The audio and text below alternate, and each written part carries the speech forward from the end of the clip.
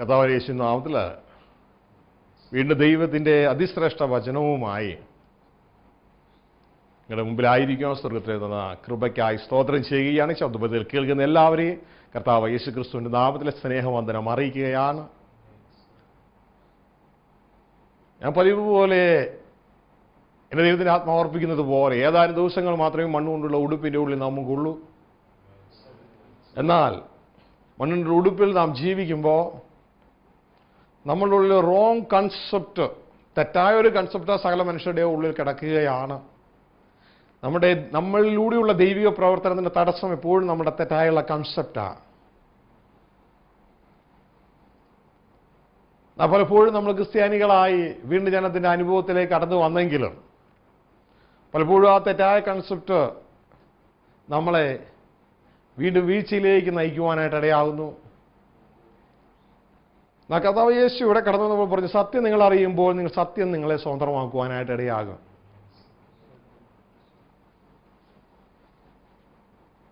മനുഷ്യന്റെ ബലഹീനതയാണ് മനുഷ്യൻ ജീവിക്കുന്നത് നശിച്ചു പോകാൻ പോകുന്ന ഈ ശരീരത്തിന് വേണ്ടിയാണ്. എൻ്റെ കൺസെപ്റ്റ് നശിച്ചു പോകാൻ പോകുന്ന ഒരു സെല്ലിലേക്കോ സെമിത്തേരിയിലേക്കോ വയ്ക്കാൻ പോകുന്ന ഒരു ശരീരത്തിന് വേണ്ടിയാണ് മനുഷ്യൻ അധ്വാനിക്കുന്നതും ജീവിക്കുന്നത്. ഈ ഭോഷത്വം നിറഞ്ഞ ഈ മനുഷ്യന്റെ ജീവിതത്തിൽ ജ്ഞാനം പകർന്നു കൊടുക്കുവാൻ കർത്താവായ യേശു ക്രിസ്തു സ്വർഗത്തിൽ നിന്ന് കടന്നു വരികയും മനോഹരമായ ദൈവത്തിൻ്റെ മാർഗങ്ങൾ തൻ്റെ ജീവിതത്തിലൂടെ ഇവിടെ കാണിക്കുകയും തൻ്റെ ജീവിതത്തിലൂടെ അത് നടത്തുകയും ചെയ്തിട്ട് കടന്നുപോയി. എങ്കിലും പ്രിയ ദൈവത്തിന് ജനമേ, നമ്മളിൽ പലർക്കുമൊന്നുമല്ല, ഭൂരിഭാഗം പേർക്കും ഏതാനും ചിലരൊഴിച്ച് ഇതൊന്നും മനസ്സിലായിട്ടില്ല. ഇത് മനസ്സിലാക്കാത്തതിൻ്റെ വലിയൊരു ഉത്തരവാദിത്വം ഈ ശബ്ദപരിധിയിൽ കേൾക്കുന്ന വ്യക്തികളെ മനസ്സിലാക്കുന്ന നിങ്ങൾ ദൈവദാസന്മാരാണെങ്കിൽ അതിൻ്റെ വലിയൊരു ഉത്തരവാദിത്വം ദൈവം ഞാനടക്കമുള്ള ദൈവദാസന്മാരോടായിരിക്കും ചോദിക്കാൻ പോകുന്നത്. ദൈവത്തിൻ്റെ വചനം ഹോശേയ 4:6 പറയുന്നു, എൻ്റെ ജനം നശിച്ചു പോകുവാൻ തെറ്റിപ്പോകുവാൻ കാരണം പരിജ്ഞാനമില്ലാത്തത് കൊണ്ടാണ്. എൻ്റെ ജനത്തിന് പരിജ്ഞാനം ലഭിക്കാത്തതിൻ്റെ കാരണം ജനമല്ല, അവരെ നയിക്കുന്ന ദൈവത്തിൻ്റെ ദാസന്മാരാണ്. പ്രിയ ദൈവത്തിൻ്റെ ജനമേ, ആ ഒരു ഭാഗം വായിച്ചുകൊണ്ട് നമുക്ക് മുന്നോട്ട് കടന്നു വരാം. ഹോശേയ പ്രവാചകന്റെ പുസ്തകം 4-ാം അധ്യായം അതിൻ്റെ 6-ാം വാക്യത്തിലേക്ക് നമുക്ക് കടന്നു വരാം. പരിജ്ഞാനമില്ലായ്കയാൽ എൻ്റെ ജനം നശിച്ചു പോകുന്നു, പരിജ്ഞാനം ത്യജിക്കൊണ്ട്. അപ്പോൾ എൻ്റെ ജനം നശിക്കുന്നത് പരിജ്ഞാനമില്ലാത്തതിനാലാണ്. തുടർന്ന് ദൈവം സംസാരിക്കുന്ന ആരോടാണ് നമ്മൾ ശ്രദ്ധിക്കാം? പിന്നെ സംസാരിക്കുന്ന ജനത്തോടല്ല. പരിജ്ഞാനമില്ലായ്കയാൽ എൻ്റെ ജനം നശിച്ചു പോകുന്നു, പരിജ്ഞാനം ത്യജിക്കൊണ്ട് നീ എനിക്ക് പുരോഹിതനായിരിക്കത്തക്കവണ്ണം ഞാൻ നിന്നെയും ത്യജിക്കും. അപ്പോൾ ദൈവത്തിന്റെ വചനം വളരെ കൃത്യമായിട്ട് പറയുകയാണ്, എൻ്റെ ജനം നശിച്ചു പോകാൻ കാരണം, അവരെൻ്റെ ജനമാണ്, അവർ നശിച്ചു പോകാൻ കാരണം പരിജ്ഞാനമില്ലാത്തത് കൊണ്ടാണ്. പരിജ്ഞാനമില്ലാത്തതുകൊണ്ട് അവർ നശിച്ചു പോകുന്നത്. അവർക്ക് പരിജ്ഞാനം ലഭിക്കാത്തതിൻ്റെ കാരണം അവരല്ല, അവരെ നയിക്കുന്ന നടത്തുന്ന പുരോഹിതന്മാരാ. പ്രിയരെ, ഇന്ന് കൃപയാൽ വിശുദ്ധ വേദപുസ്തകം എൻ്റെയും നിങ്ങളുടെയും കൈകൾ കിട്ടുവാനായിട്ട് സ്വർഗത്തിൽ സഹായിച്ചു. ആ വേദപുസ്തകത്തിന്റെ പേര് സത്യവേദപുസ്തകം എന്നും കൂടെയാണ്. അതുകൊണ്ട് സത്യം നമ്മുടെ കയ്യിലെത്തുവാൻ സ്വർഗത്തിൽ സഹായിച്ചു. അതുകൊണ്ട് ഇന്ന് പുരോഹിതനെ പഴിതള്ളിക്കൊണ്ട് നമ്മൾക്ക് രക്ഷപ്പെടാം എന്ന് ചിന്തിക്കാതെ നമ്മുടെ കയ്യിൽ സത്യം വരമേൽപ്പിച്ചിരിക്കുമ്പോൾ അത് ദൈവാത്മാവിന്റെ സഹായത്തോടെ വായിക്കുകയും സത്യം മനസ്സിലാക്കുകയും അതുപ്രകാരം ജീവിക്കുകയും ചെയ്യുവാൻ നമുക്ക് ഒരു ഉത്തരവാദിത്വം ഉണ്ട് എന്നുള്ള കാര്യം മറക്കരുത്. ഹല്ലേലൂയ. നമ്മുടെ ഈ അല്പകാലത്തെ ജീവിതം വളരെ പ്രാധാന്യമുള്ളതാണ്. എന്നാൽ ഈ അല്പകാലത്തെ ഈ ജീവിതത്തിന് നമ്മൾ പ്രാധാന്യം കൊടുക്കേണ്ടാത്ത മേഖലയ്ക്ക് അധികം പ്രാധാന്യവും പ്രാധാന്യം കൊടുക്കേണ്ട മേഖലയ്ക്ക് പ്രാധാന്യം കൊടുക്കാതെയും ഇരിക്കുന്ന ഒരു ലോകത്തിന്റെ തത്വത്തിലാണ് നാം മുന്നോട്ടേക്ക് പോയിക്കൊണ്ടിരിക്കുന്നത്. ശ്രദ്ധിക്കുക, പ്രാധാന്യം കൊടുക്കേണ്ട മേഖലയ്ക്ക് പ്രാധാന്യം കൊടുക്കാതെയും പ്രാധാന്യം അധികം കൊടുക്കേണ്ടാത്ത മേഖലയ്ക്ക് വളരെയധികം പ്രാധാന്യം കൊടുത്തുകൊണ്ടുമാണ് ഇന്ന് ജനം പോയിക്കൊണ്ടിരിക്കുന്നത്. ഇതാണ് ലോകത്തിന്റെ കബളിപ്പിക്കുന്ന രീതി. എന്നാൽ പ്രിയരെ, നാം മനസ്സിലാക്കുക, ഒരു യഥാർത്ഥ ദൈവദാസൻ, പുതിയ നിയമത്തിലുള്ള യഥാർത്ഥ ദൈവദാസൻ അദ്ദേഹം പറയുന്ന വാക്കുകൾ ശ്രദ്ധിച്ചു കഴിഞ്ഞാൽ തന്നാൽ മണവാളൻ സ്ഥാപിച്ച കൊരിന്ത്യ സഭയോട് താൻ പറയുന്ന വാക്കുകൾ കേട്ടാൽ നമുക്ക് ഇതിൽ നിന്ന് ചിലത് മനസ്സിലാക്കുവാനായിട്ട് ഇടയാകും. അവിടെ അദ്ദേഹം പറയുകയാണ്, ഞാൻ നിങ്ങളെക്കുറിച്ച് ക്രിസ്തുവിൻ്റെ എരിവോടെ എരിയുന്നു, ദൈവത്തിൻ്റെ എരിവോടെ ഞാൻ എരിയുകയാണ്. ആരെക്കുറിച്ച്?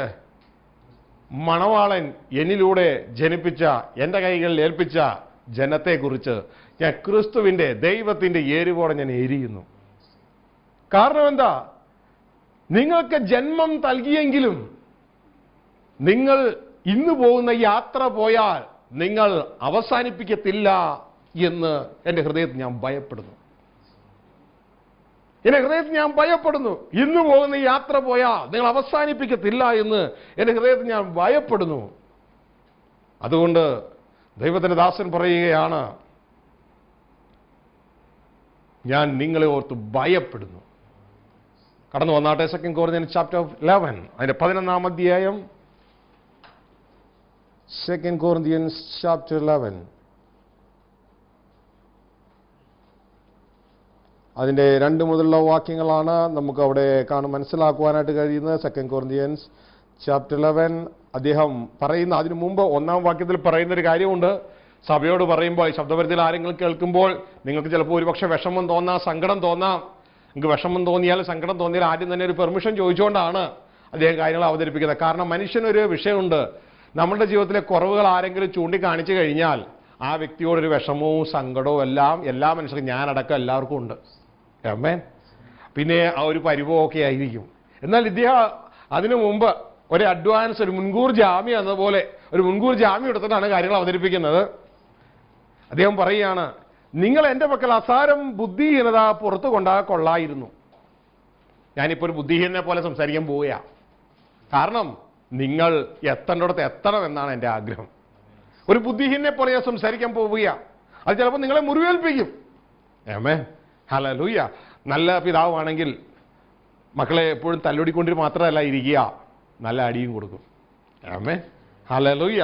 മക്കളെ ജന്മം കൊടുക്കുവാൻ മാത്രമല്ല പിതാവ്, പകരം നല്ല അടിയും കൊടുത്ത് എവിടെ തെറ്റുന്നു ആ ഭാഗങ്ങളെല്ലാം തിരുത്തി മുന്നോട്ടേക്ക് കൊണ്ടുപോകുവാനായിട്ട് ഇടയാകും.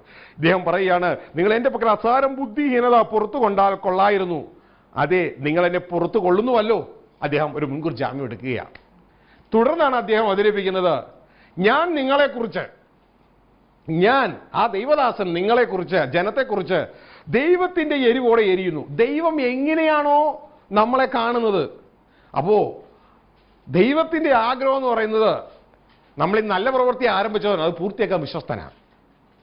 ആ പൂർത്തിയാക്കാൻ വേണ്ടി ദൈവം പ്രവർത്തിച്ചുകൊണ്ടിരിക്കുമ്പോൾ നമ്മൾ അതിനോട് ചേർന്ന് പ്രവർത്തിക്കാതെ നമ്മൾ നമ്മളുടെ തോന്നിയ രീതിയിലേക്ക് കടന്നു പോയി കഴിഞ്ഞാൽ, പ്രിയ ദൈവത്തിന് നമ്മളുടെ ആ പ്രവൃത്തി പൂർത്തീകരിക്കാൻ പറ്റുകയില്ല. ആമേൻ. കാരണം പ്രൊഡക്റ്റ് നമ്മളാ. ഒരു കളിമണ്ണാണ് എങ്കിൽ അത് മെനയുന്നവന് ഇഷ്ടമുള്ള രീതിയിൽ മെനഞ്ഞെടുക്കാം. കളിമണ്ണിന് തീരുമാനിക്കാനുള്ള ശക്തിയില്ല. കളിമണ്ണൊന്നും സ്വയമായിട്ട് തീരുമാനിക്കത്തില്ല. ആ കുശവനാണ് തൻ്റെ കൈ ഏത് രീതിയിൽ പിടിക്കുന്നു അതനുസരിച്ച് ഷേപ്പ് വരും. പക്ഷെ നമ്മൾ അങ്ങനെയല്ല, നമുക്ക് തീരുമാനിക്കാനുള്ള ശക്തിയുണ്ട്. ദൈവം കുശവനായിട്ട് നമ്മളെ മെനയുമ്പോൾ, ഇപ്പൊ കളിമണ്ണ് പറയാ എനിക്ക് അങ്ങനെ തിരിയാൻ മനസ്സില്ലെന്ന് പറഞ്ഞാൽ മെനയുന്ന ആൾക്ക് ഒന്നും ചെയ്യാൻ പറ്റത്തില്ല, അത് വേറൊരു ഷേപ്പിലേക്ക് കടന്നു പോകാനായിട്ട് ഇടയാകും.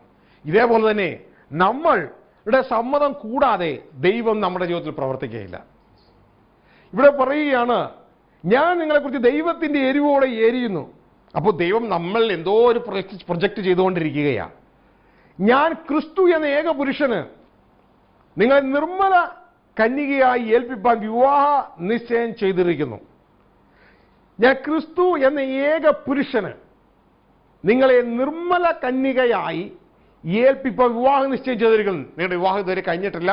നിങ്ങളുടെ വിവാഹ നിശ്ചയം മാത്രമേ കഴിഞ്ഞിട്ടുള്ളൂ, ഒരു തീരുമാനം മാത്രമേ കഴിഞ്ഞിട്ടുള്ളൂ ഇതുവരെ. ആമേൻ. സഭയിലുള്ള ജനത്തോട് പറയുകയാണ്, ഒരു തീരുമാനം മാത്രമേ ഇതുവരെ നടന്നിട്ടുള്ളൂ. ക്രിസ്തു നിങ്ങളെ സ്വീകരിക്കാനും തയ്യാറാണെന്നും അതുപോലെ നിങ്ങൾ ക്രിസ്തുവിനെ സ്വീകരിക്കാൻ തയ്യാറാണ് എന്നും വിവാഹത്തിന് തയ്യാറാണെന്നും ഒരു തീരുമാനം മാത്രമേ ഇതുവരെ നടന്നിട്ടുള്ളൂ. വിവാഹം ഇതുവരെ നടന്നിട്ടില്ല. ആമേൻ. സഭയിൽ എന്റെ ശബ്ദപരിധിയിൽ കേൾക്കുന്ന സകലരും ശ്രദ്ധിക്കുക. ഒരു തീരുമാനം മാത്രമേ നടന്നിട്ടുള്ളൂ, വിവാഹം നടന്നിട്ടില്ല. വിവാഹം നടക്കണമെങ്കിൽ വെളിപ്പാട് പുസ്തകം 19 അധ്യായത്തിലേക്ക് കടന്നു പോകുമ്പോൾ വിവാഹത്തിനെ കുറിച്ച് പറയുന്നുണ്ട്. ഹല്ലേലൂയ. അപ്പോൾ വിവാഹം നടന്നില്ല, തീരുമാനം മാത്രമേ നടന്നിട്ടുള്ളൂ. എന്നാൽ ഇവിടെ ചതി നടക്കരുത്. എന്താണ് വിവാഹത്തിലെ തീരുമാനം?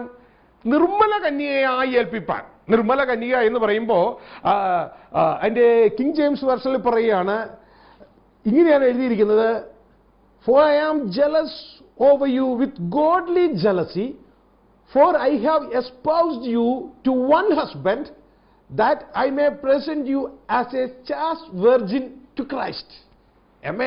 ആ chaste എന്ന വാക്കിന്റെ അർത്ഥത്തിലേക്ക് നമ്മൾ അവിടെ കടന്നു പോകുമ്പോൾ ആ അർത്ഥം നമുക്കവിടെ കാണാൻ കഴിയുന്നത്, അവിടെ കാണാൻ കഴിയാവുന്ന അർത്ഥം ഇത്: ഏക പത്നി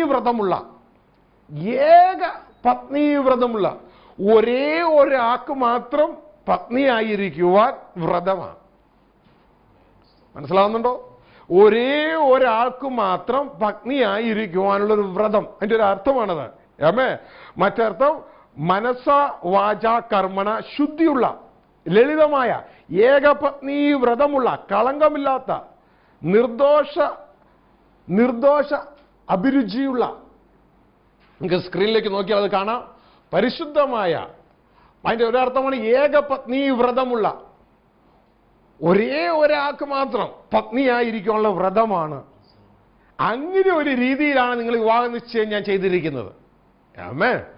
ഈ ഒരു വാക്കിൽ നിന്ന് നമുക്ക് മനസ്സിലാകുന്നു, ഇപ്പോൾ അദ്ദേഹം നോക്കുമ്പോൾ ഈ കൊറിന്ത്യ സഭ, മണവാട്ടിയായ കൊറിന്ത്യ സഭ, മണവാളനായ യേശു ക്രിസ്തുവിന് മാത്രമായിരിക്കേണ്ട കൊറിന്ത്യ സഭ ഇന്നും മറ്റു ചില ഇതിനായിക്കൊണ്ടിരിക്കുന്നു. ഇത് കണ്ടിട്ടാണ് വിവാഹ നിശ്ചയം നടത്തിയ ആ വ്യക്തിക്ക് ഭയം. ഹല്ലേലൂയ. കാരണം ഞാൻ അല്ലെങ്കിൽ കൊരിന്ത്യ സഭയെ നിങ്ങൾ വിവാഹം നിശ്ചയം നടത്തിയിരിക്കുന്നത് ഒരു പ്രത്യേക കണ്ടീഷൻ വെച്ചിട്ടാ. പ്രത്യേക കണ്ടീഷൻ വെച്ചിട്ട് വിവാഹം നിശ്ചയം ചെയ്തിരിക്കുന്നത് ഏക പത്നിയായിരിക്കണം. എങ്ങനെ? അതായത് ഒരേ ഒരു പുരുഷന് മാത്രം പത്നിയായിരിക്കും എന്നൊക്കെയുള്ള വ്രതം ഉള്ള രീതിയിലാണ് ഞാൻ വിവാഹം നിശ്ചയം ചെയ്തിരിക്കുന്നത്. പക്ഷെ ഞാൻ ഭയപ്പെടുന്നു. കാരണം എന്താണ് അതിന്റെ കാരണം?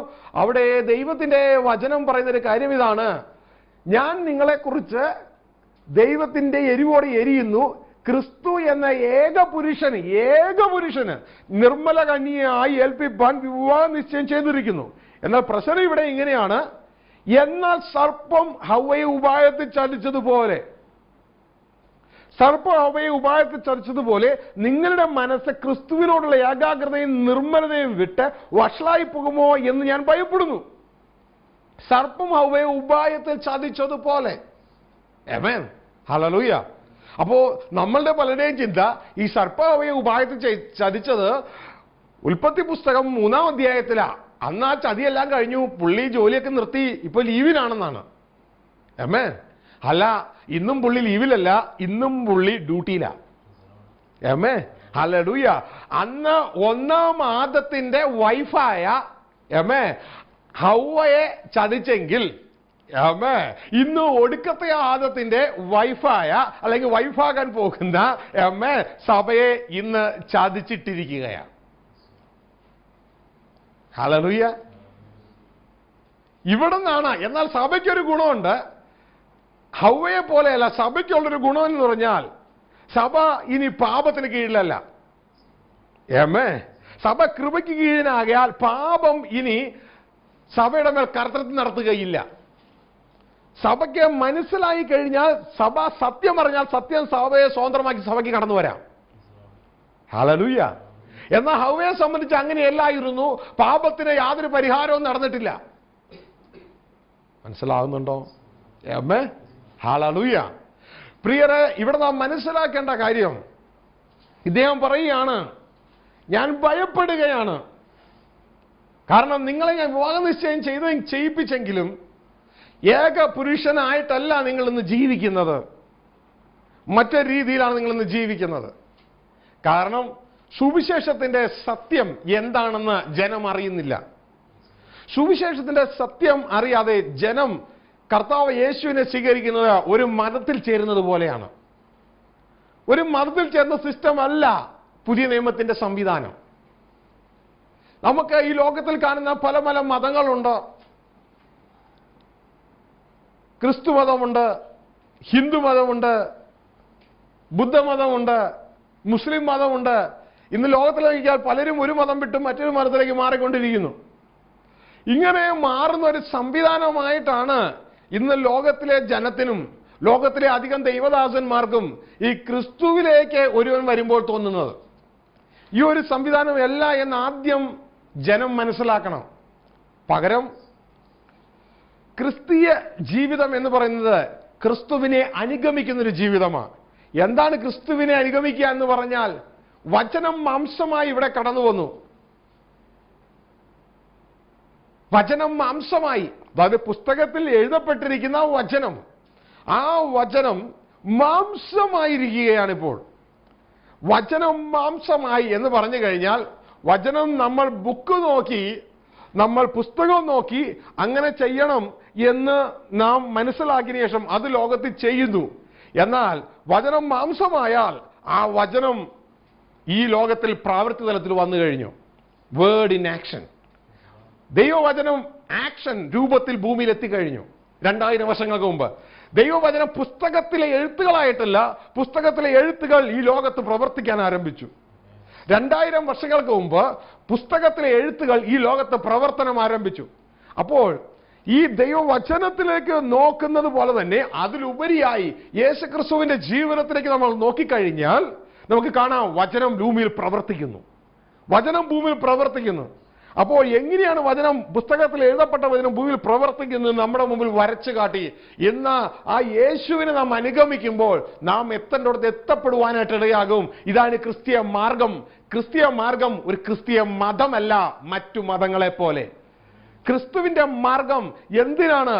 സ്വർഗത്തിലെ ദൈവം ഒരു മനുഷ്യനെ ദൈവപുത്രൻ എന്ന പദവിയിലേക്ക് കൊണ്ടുവരുവാനും അവനോടുകൂടെ സ്വർഗീയ കുടുംബത്തിൽ ജീവിക്കുവാനുമാണ് സ്വർഗത്തിലെ ദൈവം താൻ തന്നെ മനുഷ്യനായി ഭൂമിയിലേക്ക് കടന്നു വന്നത്. ഇതൊരു മതത്തിന്റെ മാർഗമല്ല.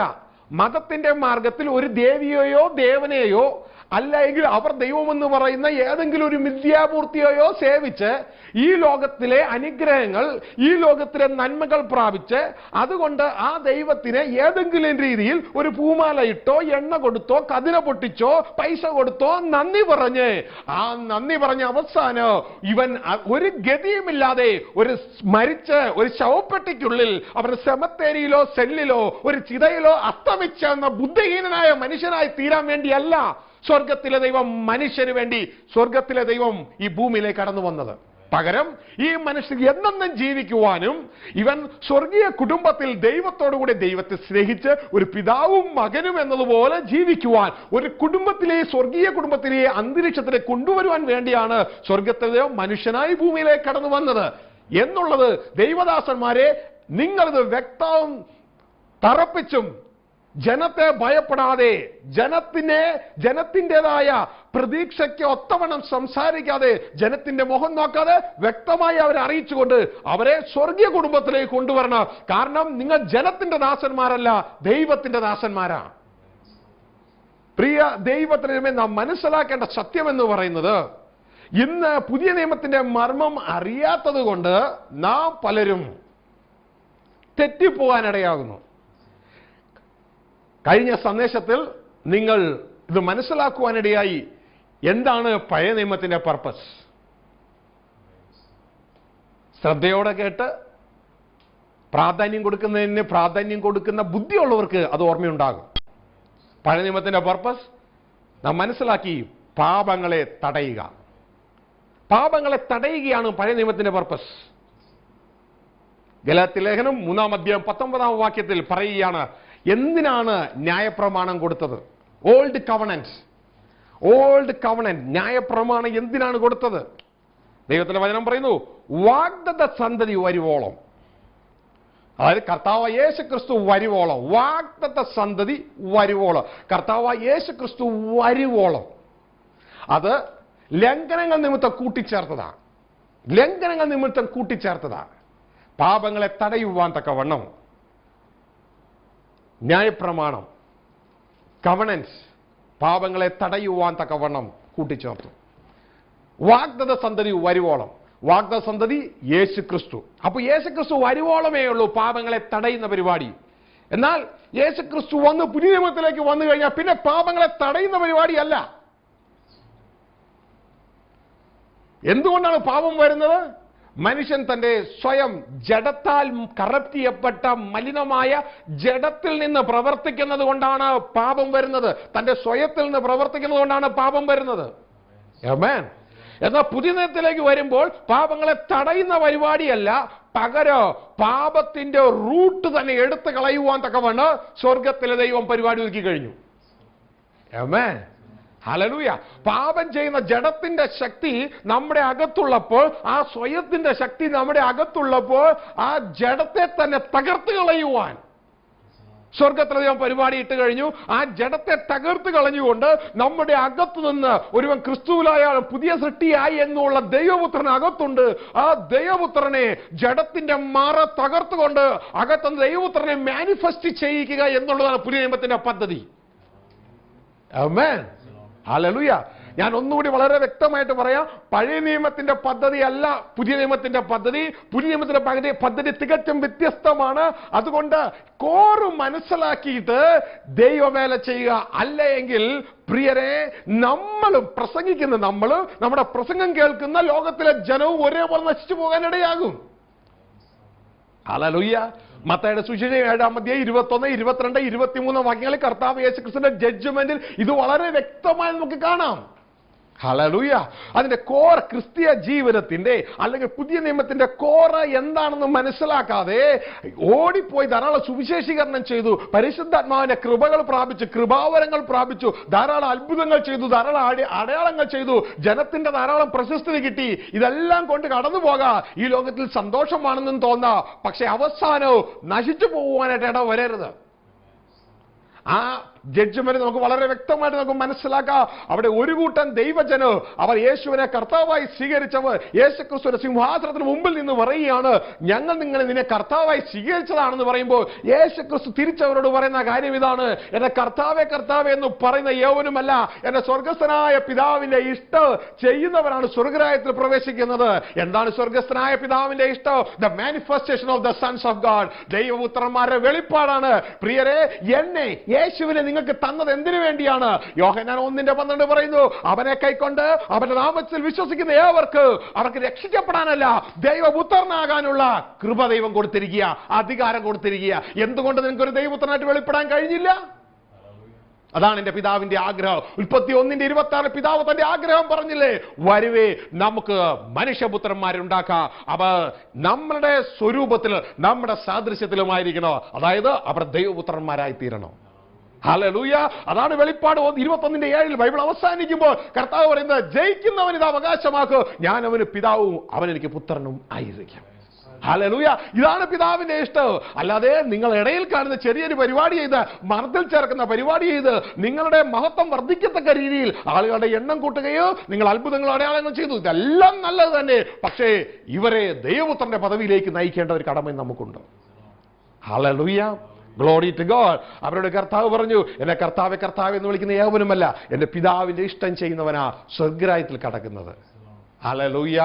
അവരെ അത്ഭുതങ്ങളാൽ അടയാളങ്ങളാൽ അവരെ രക്ഷയിലേക്ക് നയിച്ച ദൈവദാസന്മാരാണ് 22, 27, 22, 23 കിടക്കുന്നത്. അവർ പറയാണ്, നിന്റെ നാമത്തിൽ അത്ഭുതങ്ങളും അടയാളങ്ങളും ചെയ്തു, പ്രവചിച്ചു, ഭൂതങ്ങളെ പുറത്താക്കി, പല പല കാര്യങ്ങൾ ഞങ്ങൾ ചെയ്തു, അനേക പ്രവൃത്തികൾ ഞങ്ങൾ ചെയ്തു എന്നുള്ള അവരുടെ പ്രവൃത്തിയുടെ വാദത്തിന്റെ മുമ്പിൽ കർത്താവ് യേശുക്രിസ്തു പറയുക, അധർമ്മം പ്രവർത്തിക്കുന്നവരെ ഞാൻ ഒരു നാളും നിങ്ങളെ അറിയുന്നില്ല.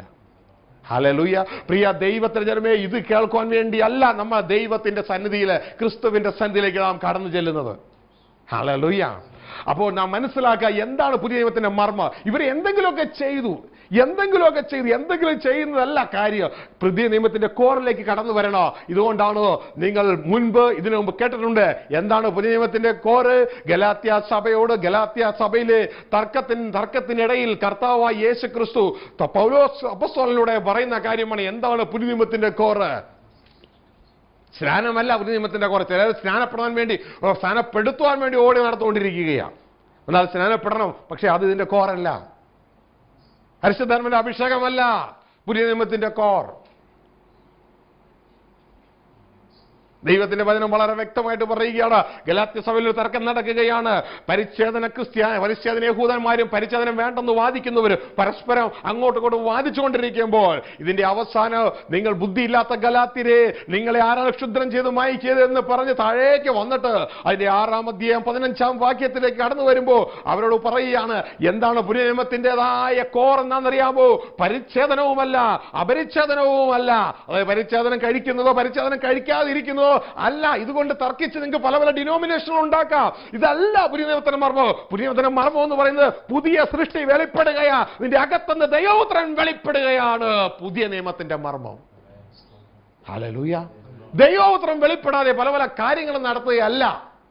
ആമേൻ. ഹല്ലേലൂയ. ദൈവത്തിന്റെ മനസ്സില്ലാത്ത ജനം, ഹല്ലേലൂയ, പല പല കാര്യങ്ങൾ നടക്കുമ്പോൾ നമ്മൾ അപ്രീഷിയേറ്റ് ചെയ്യാതിരിക്കുക. പക്ഷേ മനുഷ്യന്റെ അപ്രീസിയേഷൻ വരുമ്പോൾ ഒരു ദൈവദാസൻ ഓടിക്കോളണം അവിടെ നിന്ന്. അപകടം, അപകടം, അപകടം. ഈ മനുഷ്യൻ ഇന്ന് പൊക്കി പറയുന്ന മനുഷ്യൻ നാളെ വലിച്ചു താഴെയിടും. കാരണം അവന്റെ മനസ്സിലെ ചിന്തകൾക്കൊത്ത പ്രിയ ദൈവദാസനെ അങ്ങ് മൂവ് ചെയ്യുന്നില്ല എങ്കിൽ അവൻ നിന്നെ വലിച്ചു താഴെയിട്ട് കളയും. മനുഷ്യരെ വിശ്വസിക്കരുത്. കർത്താവ് യേശുവിനെ കുറിച്ച് പറയുകയാണ്, യേശു തന്നെ തന്നെ വിശ്വസിച്ച് ഒരു മനുഷ്യന്റെ കയ്യിൽ ഏൽപ്പിച്ചു കൊടുത്തില്ല. കാരണം മനുഷ്യന്റെ അകത്ത് എന്നാ ഇരിക്കണമെന്ന് യേശുവിന് സ്വയമേ അറിയാമായിരുന്നു. Hallelujah, hallelujah. അതുകൊണ്ട് വിശ്വസിക്കാൻ കൊള്ളാവുന്ന ഒരാളുണ്ട്, നിങ്ങളല്ല. നിങ്ങൾക്ക് നിങ്ങളെ പോലും വിശ്വസിക്കാൻ പറ്റത്തില്ല. ദൈവത്തെ വിശ്വസിക്കാം, ദൈവത്തെ വിശ്വസിക്കാം. ഹല്ലേലൂയ.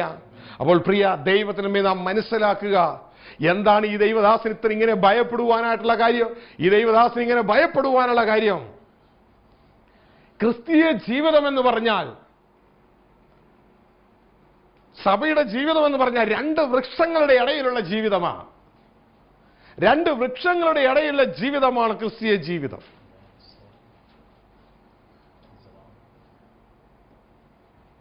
നിങ്ങൾ ചോദിക്കും, വൃക്ഷങ്ങൾ ഏതാണ്? ഒരു ഭാഗത്ത് നന്മ തിന്മകളെ കുറിച്ചുള്ള അറിവിന്റെ വൃക്ഷം, മറുഭാഗത്ത് ജീവന്റെ വൃക്ഷം. ക്രിസ്തീയ ജീവിതം എന്ന് പറഞ്ഞാൽ 2 വൃക്ഷങ്ങളുടെ ഇടയിലുള്ള ജീവിതമാണ്. ഒരു ഭാഗത്ത് നന്മ തിന്മകളെ കുറിച്ചുള്ള അറിവിന്റെ വൃക്ഷം, മറുഭാഗത്ത് ജീവന്റെ വൃക്ഷം.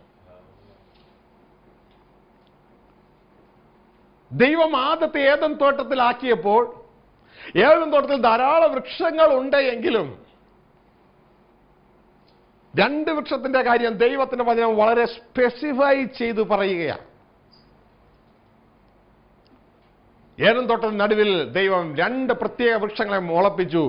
അതിലൊന്നാണ് ജീവന്റെ വൃക്ഷം, മറ്റൊന്നാണ് നന്മ തിന്മകളെ കുറിച്ചുള്ള അറിവിന്റെ വൃക്ഷം. ആ ഭാഗത്തേക്ക് നമ്മൾ കടന്നു വരുമ്പോൾ ഉൽപ്പത്തി പുസ്തകം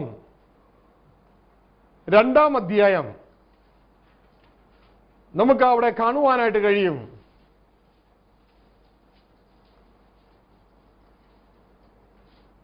അതിന്റെ 8-ാം വാക്യം മുതൽ നമ്മൾ വായിക്കുമ്പോൾ അവരെഴുതിയിട്ടുണ്ട്, അനന്തരം യഹോവയായ ദൈവം കിഴക്ക് ഏദനിൽ ഒരു തോട്ടമുണ്ടാക്കി താൻ സൃഷ്ടിച്ച മനുഷ്യനെ അവിടെ ആക്കി. കാൺമാൻ ഭംഗിയുള്ളതും തിന്മാൻ നല്ല ഫലമുള്ളതുമായ ഓരോ വൃക്ഷങ്ങളും തോട്ടത്തിന്റെ നടുവിൽ ജീവവൃക്ഷവും നന്മ തിന്മകളെ കുറിച്ചുള്ള അറിവിന്റെ വൃക്ഷവും യഹോവയായ ദൈവം മുളപ്പിച്ചു. ദൈവം മുളപ്പിച്ച വൃക്ഷങ്ങളിൽ 2 എണ്ണത്തിന്റെ പേര് എടുത്തു പറയുന്നു. എന്തിനത് 2 എണ്ണത്തിന്റെ പേര് എടുത്തു പറയുന്നത്? മനുഷ്യ, നിന്റെ ജീവിതം ഈ 2 വൃക്ഷവുമായി ബന്ധപ്പെട്ട് കിടക്കുന്നു. ഓ, അതങ്ങ് ഏതെങ്കിലല്ലേ ബ്രദർ? അല്ല, ഇന്നും അങ്ങനെ തന്നെയാണ്. ഇന്നും അങ്ങനെ തന്നെയാണ്. അപ്പൊ ഞങ്ങളതിനെ കുറിച്ച് കേൾക്കുന്നില്ലല്ലോ, ഞങ്ങളതിനെ കുറിച്ച് അറിയുന്നില്ലല്ലോ. ആര് കേൾപ്പിക്കാൻ? ദൈവത്തിന്റെ ഹൃദയം. പൗലോസ് പറയുക, ദൈവത്തിന്റെ എരിവോടെ ഞാൻ എരിയുന്നു എന്ന് പറഞ്ഞാൽ ദൈവത്തിന്റെ ഹൃദയത്തിലെ നൊമ്പരം എനിക്ക് മനസ്സിലാക്കാൻ കഴിയും. ദൈവത്തിന്റെ ഹൃദയത്തിലെ ആലോചനകളാ ഒരു ദൈവത്തിന്റെ ദാസൻ വിളിച്ചു പറയേണ്ടത്.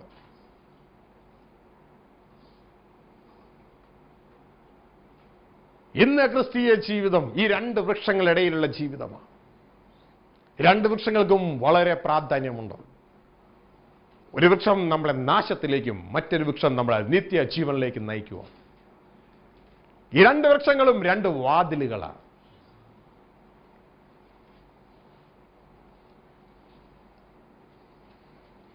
ഈ 2 വൃക്ഷങ്ങൾ 2 വാതിലുകളാണ്. ചതിക്കുന്ന സാത്താൻ ഇന്നും രംഗത്തുണ്ട്. ദൈവം അവരോട് പറയുകയാണ്, തോട്ടത്തിലെ എല്ലാ വൃക്ഷത്തിന്റെയും ഫലം നിനക്ക് ഇഷ്ടം പോലെ തിന്നുവാനായിട്ട് കഴിയും. അതിന്റെ 15-ാം വാക്യത്തിലേക്ക് നാം കടന്നു വരുമ്പോൾ അവിടെ എഴുതിയിരിക്കുകയാണ്, യഹോവയായ ദൈവം മനുഷ്യനെ കൂട്ടിക്കൊണ്ടുപോയി ഏദൻ തോട്ടത്തിൽ വേല ചെയ്യുവാനും അതിനെ കാപ്പാനും അവിടെ ആക്കി. ഒരു നഴ്സറിയിൽ ആദ്യമായിട്ട് കൊണ്ടുചെന്ന് ആക്കുന്ന കുഞ്ഞിനെ, LKG കൊണ്ട് ആക്കുന്ന കുഞ്ഞിനെ പിതാവ് കൊണ്ടാക്കുന്നത് പോലെ താൻ ഉണ്ടാക്കിയ ഏദൻ തോട്ടത്തിൽ തൻ്റെ മകനായ ആദത്തെ കൊണ്ടുചെന്ന് ആക്കുകയാണ്. ആമേൻ. ആക്കിയിട്ട് അവിടെ ആ വ്യക്തിയോട് പറയുകയാണ്, യഹോവയായ ദൈവം മനുഷ്യനോട്, അതിന്റെ 16-ാം വാക്യം, കൽപ്പിച്ചത് എന്തെന്നാൽ തോട്ടത്തിലെ സകല വൃക്ഷങ്ങളുടെയും ഫലം നിനക്ക് ഇഷ്ടം പോലെ തിന്നാം. ഇഷ്ടം പോലെ തിന്നാം. സകല വൃക്ഷങ്ങളുടെയും ഫലം ഇഷ്ടം പോലെ തിന്നാം.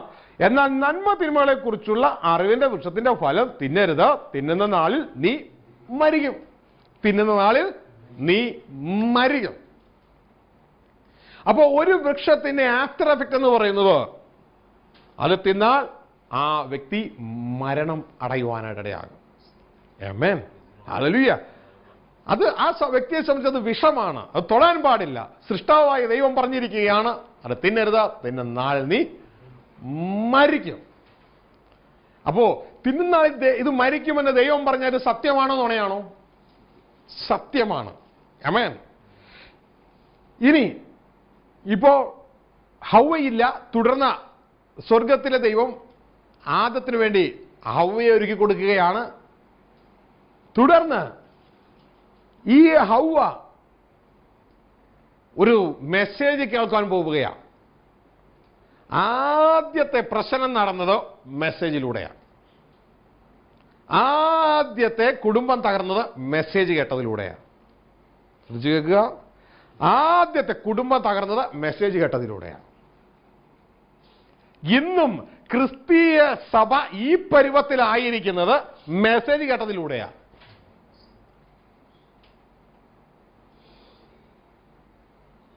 ദൈവത്തിന്റെ വചനം 1 യോഹന്നാൻ 3:9 അതിന്റെ 5-ാം വാക്യമൊക്കെ പറയുകയാണ്, ദൈവത്തിന് ജനിച്ചവൻ പാപം ചെയ്യുന്നില്ല, അവന് പാപം ചെയ്യാൻ കഴിയുകയില്ല, കാരണം ദൈവത്തിന്റെ വിത്ത് അവന് കിടക്കുന്നു. ഇതാണ് പുതിയ നിയമത്തിൽ നിന്ന് ഉത്ഭവിക്കുന്ന ആ തത്വം. ഇതാണ് പുതിയ നിയമത്തിൽ ഉത്ഭവിക്കുന്ന ദൈവപുത്രൻ പ്രത്യക്ഷനാകുമ്പോൾ ആ ദൈവപുത്രന് പാപം ചെയ്യാൻ കഴിയുകയില്ല, കാരണം ദൈവത്തിന്റെ വിത്തിൽ നിന്ന് അവനുണ്ടായത്. ഇത് വിളിച്ചു പറയുമ്പോൾ ഇന്ന് ജനത്തിന്, ദൈവദാസന്മാർക്കും പലർക്കും മനസ്സിലാക്കുവാൻ കഴിയുന്നില്ല. കാരണം അവർ ജീവിക്കുന്നത് ഏത് ലോകത്തിലാ? പാപം നിറഞ്ഞ ലോകത്തിലാ. അവർ ദിവസവും ചെയ്തുകൊണ്ടിരിക്കുന്നത് എന്താ? പാപമാ തങ്ങളുടെ ജീവിതത്തിലൂടെ ചെയ്തുകൊണ്ടിരിക്കുന്നത്. ചിന്തിക്കുന്നത് എന്താ? പാപമാ ചിന്തിച്ചുകൊണ്ട് മുന്നോട്ടേക്ക് പോകുന്നത്. തങ്ങളുടെ ജീവിതവും ദൈവവചനത്തിന് എഴുതിയും തമ്മിൽ പൊരുത്തപ്പെടുന്നില്ല. തങ്ങളുടെ ജീവിതവും ദൈവവചനത്തിൽ പറയും തമ്മിൽ പൊരുത്തപ്പെടുന്നില്ല. ഹല്ലേലൂയ.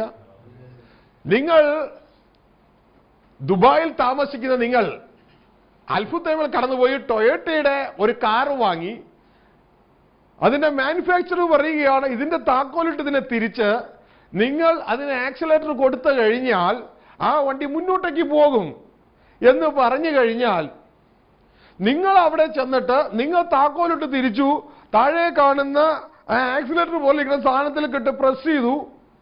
അങ്ങനെ പ്രസ് ചെയ്തിട്ടും അത് മുന്നോട്ടേക്ക് പോകുന്നില്ല.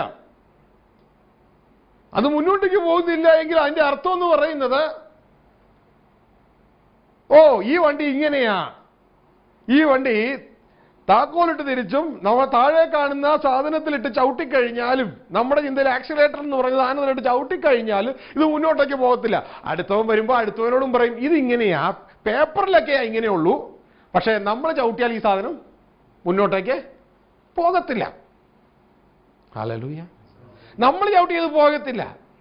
അപ്പോൾ നിങ്ങൾ പലരും, നിങ്ങളുടെ തലമുറക്കാർ പലരും വന്നു, എല്ലാവരും ടൊയോട്ടയുടെ വണ്ടി വാങ്ങി, പക്ഷെ ആക്സിലേറ്റർ കൊടുക്കത്തില്ല. ആക്സിലേറ്റർ കൊടുക്കുമ്പോൾ ഈ വണ്ടി മുന്നോട്ടേക്ക് പോകുന്നില്ല. അപ്പൊ നിങ്ങൾ പറയും, ഓ എന്റെ അപ്പന്റെ അപ്പച്ചന്റെ അപ്പച്ചൻ മുതൽ ഇതേപോലെ തന്നെയാണ്, ഈ ആക്സിലേറ്റർ കൊടുത്താൽ ഈ വണ്ടി മുന്നോട്ടേക്ക് പോകത്തില്ല. അപ്പൊ പ്രിയരെ, ഇതിന്റെ ബുദ്ധിമുട്ട്, ഇതിന്റെ പ്രശ്നം കിടക്കുന്നത് മാനുഫാക്ചർ, ജപ്പാനിൽ ടൊയോട്ടയുടെ വണ്ടി ഉണ്ടാക്കിയ അതിന്റെ കമ്പനിക്കാരുടെ കുഴപ്പം കൊണ്ടല്ല, അവരെ ഇൻസ്ട്രക്ഷൻ കൊടുത്ത മാനുവലിന്റെ കുഴപ്പം കൊണ്ടല്ല. ഇത് എന്താണ് ഇൻസ്ട്രക്ഷൻ കൊടുത്തതെന്ന് വ്യക്തമായിട്ട് നിങ്ങൾക്ക് അവരുടെ മാനുഫാക്ചർ ഇൻസ്ട്രക്ഷൻ മനസ്സിലാകാത്തത് കൊണ്ടാണ്. ഹല്ലേലൂയ. അത് ചവിട്ടേണ്ട രീതിയിൽ ചവിട്ടിക്കഴിഞ്ഞാൽ അത് പോകേണ്ട രീതിയിൽ പോകും. എനിക്ക് പറ്റിയൊരു ഇതേപോലത്തെ ശബ്ദം ഞാൻ പറയാം. ഒരിക്കൽ മസ്ദയുടെ ഗലദാരിയിൽ അവരാണ് അതിന്റെ ഡീലർ. മസ്ദയുടെ വണ്ടി ഒരിക്കൽ വാങ്ങുവാനായിട്ട് കടന്നു പോയപ്പോൾ അവിടെ ചെന്നു. അവർ പറഞ്ഞു, ബ്രദറെ ടെസ്റ്റ് ഡ്രൈവ് നിങ്ങൾക്ക് തരാലോ, ടെസ്റ്റ് ഡ്രൈവ് എന്ന് താക്കോൽ എന്നിട്ട് അവർ പോയി. ഞാനെന്ത് ചെയ്തു, വണ്ടി സ്റ്റാർട്ട് ചെയ്തിട്ട് അത് ഗിയർ ഇടുകയോ അതിന്റെ ഗിയറിലേക്ക് ഇട്ട് കൊടുത്തു. എന്നിട്ട് വണ്ടി പോകുന്നില്ല. ഞാൻ മനസ്സിലാക്കിയ കാര്യം ഇതാണ്. തുടർന്ന് ഞാൻ കുറേ നേരം ചെയ്തിട്ടും അത് കാര്യമാകാതെ മുമ്പോട്ടേക്ക് അനങ്ങാതെ വന്നപ്പോൾ അദ്ദേഹം കടന്നു വന്നിട്ട് പറഞ്ഞു, ഈ മസ്ദയുടെ വണ്ടിക്ക് ഒരു പ്രത്യേകതയുണ്ട്. ഇതിന്റെ ക്ലച്ച് വീഴണമെങ്കിൽ ആദ്യം ബ്രേക്ക് ചവിട്ടണം. ബ്രേക്ക് ചവിട്ടിയാൽ ഇതിന്റെ ക്ലച്ച് വീഴത്തുള്ളൂ. അപ്പോൾ പ്രിയരെ, ഇതെന്തോ വിഷയം? ഇത് വണ്ടി മുന്നോട്ടേക്ക് പോകുന്നില്ല, വണ്ടി ഗിയറിൽ വീഴുന്നില്ല, പല പല കംപ്ലൈന്റ് നമുക്ക് പറയുവാനായിട്ട് കഴിയും. ദൈവത്തിന്റെ വചനം പറയും, ദൈവത്തിന് ജനിച്ച ഒരു പാപം ചെയ്യാൻ കഴിയത്തില്ല. പാപം ചെയ്യാൻ കഴിയാത്തതിന്റെ കാരണം ദൈവത്തിന്റെ വിത്ത് അവന് കിടക്കുകയാണ്. അപ്പോൾ പ്രിയരെ, ഈ മസ്ദയുടെ വണ്ടി മുന്നോട്ടേക്ക് പോകാത്തതിന് കാരണം ഒരു പ്രിൻസിപ്പിൾ ഉണ്ട്. Success is depends upon the obedience to the manufacturers principle. ഏതൊരു കാര്യത്തിന്റെ സക്സസ് നിശ്ചയിക്കുന്നത് അതിന്റെ മാനുഫാക്ചറിന്റെ പ്രിൻസിപ്പിൾ നാം അനുസരിച്ചെങ്കിൽ മാത്രമേ അവർ പറയുന്ന റിസൾട്ട് വരത്തുള്ളൂ. ആമേൻ, ഹല്ലേലൂയ. അല്ലാതെ മാനുഫാക്ചേഴ്സിന്റെ പ്രിൻസിപ്പിൾ നാം അനുസരിക്കാതെ നമുക്ക് തോന്നിയതുപോലെ എല്ലാം ചെയ്തിട്ട് കമ്പനി പറയുന്ന റിസൾട്ട് വരണമെന്ന് പറഞ്ഞാൽ അത് കമ്പനി പറഞ്ഞ റിസൾട്ട് ഒരിക്കലും വരത്തില്ല. ദൈവത്തിന്റെ വചനം പറയുന്നു, ദൈവത്തിന് ജനിച്ചവന് പാപം ചെയ്യാൻ കഴിയത്തില്ല, കാരണം ദൈവത്തിന്റെ വിത്ത് അവനിൽ കിടക്കുന്നു. ഹല്ലേലൂയ. അപ്പോൾ ഇത് എന്തുകൊണ്ട് നമ്മുടെ ജീവിതത്തിൽ സംഭവിക്കുന്നില്ല എന്ന് നാം മനസ്സിലാക്കിയിരുന്നെങ്കിൽ ആദ്യം തന്നെ ദൈവത്തിന്റെ വചന പുസ്തകം മാനുഫാക്ചേഴ്സ് പ്രിൻസിപ്പിൾസ് അതിലൂടെ നാം ഒന്ന് കടന്നു പോകണം. അതായത് കടന്നു പോകാതെ നമുക്ക് തോന്നിയതുപോലെ നമ്മളുടെ ആത്മീയജീവിതം നയിച്ചാൽ പ്രിയരെ, നാം ചിന്തിക്കരുത് സ്വർഗത്തിലെ ദൈവം തന്നെ കുറേയും കൂടി താഴ്ത്തി തന്റെ നിയമങ്ങൾ എഴുതി വെച്ച നിയമങ്ങളൊക്കെ ഒന്ന് മാറ്റി നമ്മളെല്ലാം ഓൾ പ്രൊമോഷനിൽ ഇപ്പോൾ പല ഗവൺമെന്റുകളും ചെയ്യുന്നത് പോലെ ഓൾ പ്രൊമോഷനിൽ കയറ്റി വിടുമെന്ന് ചിന്തിക്കരുത്. ആമേൻ. ദൈവത്തിന്റെ വചനം പറയുന്നു, നമ്മൾ പലരും കേട്ടതുപോലെയല്ല, നീതിമാൻ പ്രയാസന രക്ഷ പ്രാപിക്കുന്നുവെങ്കിൽ അധർമ്മിയുടെയും പാപിയുടെയും ഗതി എന്താകും? ആമേൻ. ചതിക്കുഴിയിൽ വീണു പോകരുത്. അപ്പോൾ പ്രിയ ദൈവജനമേ, എന്താണ് വിഷയം? കാരണം മനുഷ്യന്റെ ജീവിതം ഈ ഭൂമിയിൽ ദൈവസഭയിലായിരിക്കുന്ന ഈ നമ്മളുടെ ഓരോരുത്തരുടെയും ജീവിതം എന്ന രണ്ട് വൃക്ഷങ്ങളുമായി ബന്ധപ്പെട്ട് കിടക്കുന്നു. ഇന്ന് രണ്ട് വൃക്ഷങ്ങളുടെ ഇടയിലാണ് നാം ആയിരിക്കുന്നത്. ആദം രണ്ട് വൃക്ഷങ്ങളുടെ ഇടയിൽ, രാജ്യത്തിന്റെ രണ്ട് വൃക്ഷങ്ങളുടെ ഇടയിൽ ഒരു ജീവിതം പോലെ. നന്മ തിന്മകളെ കുറിച്ച് അറിവിന്റെ വൃക്ഷത്തിന്റെ ഫലം കഴിച്ചാൽ നീ മരിക്കും, എന്നാൽ ജീവിതത്തിന്റെ ഫലമാണ് നീ പ്രാപിക്കുന്നതെങ്കിൽ നീ എന്നേക്കും ജീവിക്കുവാൻ ഇടയാകും. ഇന്ന് സഭയിലുള്ള നമ്മുടെ ഓരോരുത്തരുടെയും ജീവിതം ഈ രണ്ട് വൃക്ഷങ്ങളുടെ ഇടയിലാണ്. ഹല്ലേലൂയ. പക്ഷേ ഇവിടത്തെ അവസ്ഥ നിങ്ങൾ മനസ്സിലാക്കണം. സ്ക്രീനിലൂടെ നമുക്ക് മനസ്സിലാക്കുവാനായിട്ട് ഇടയാകും. നമ്മളുടെ ജീവിതത്തിന് 3 സോണുകളുണ്ട്. 3 സോണുകൾ. ഈ സോണുകൾ നാം മനസ്സിലാക്കി കഴിഞ്ഞാൽ നമുക്ക് കുറേയും കൂടി എളുപ്പമായിരിക്കും. ഒരു മനുഷ്യൻ ജീവിക്കേണ്ട 3 സോണുകളുണ്ട്. പക്ഷേ മനുഷ്യരാശി ഇതുവരെ ജീവിച്ചിട്ടുള്ളത് 2 സോണുകളിൽ മാത്രമാണ്. Glory to God.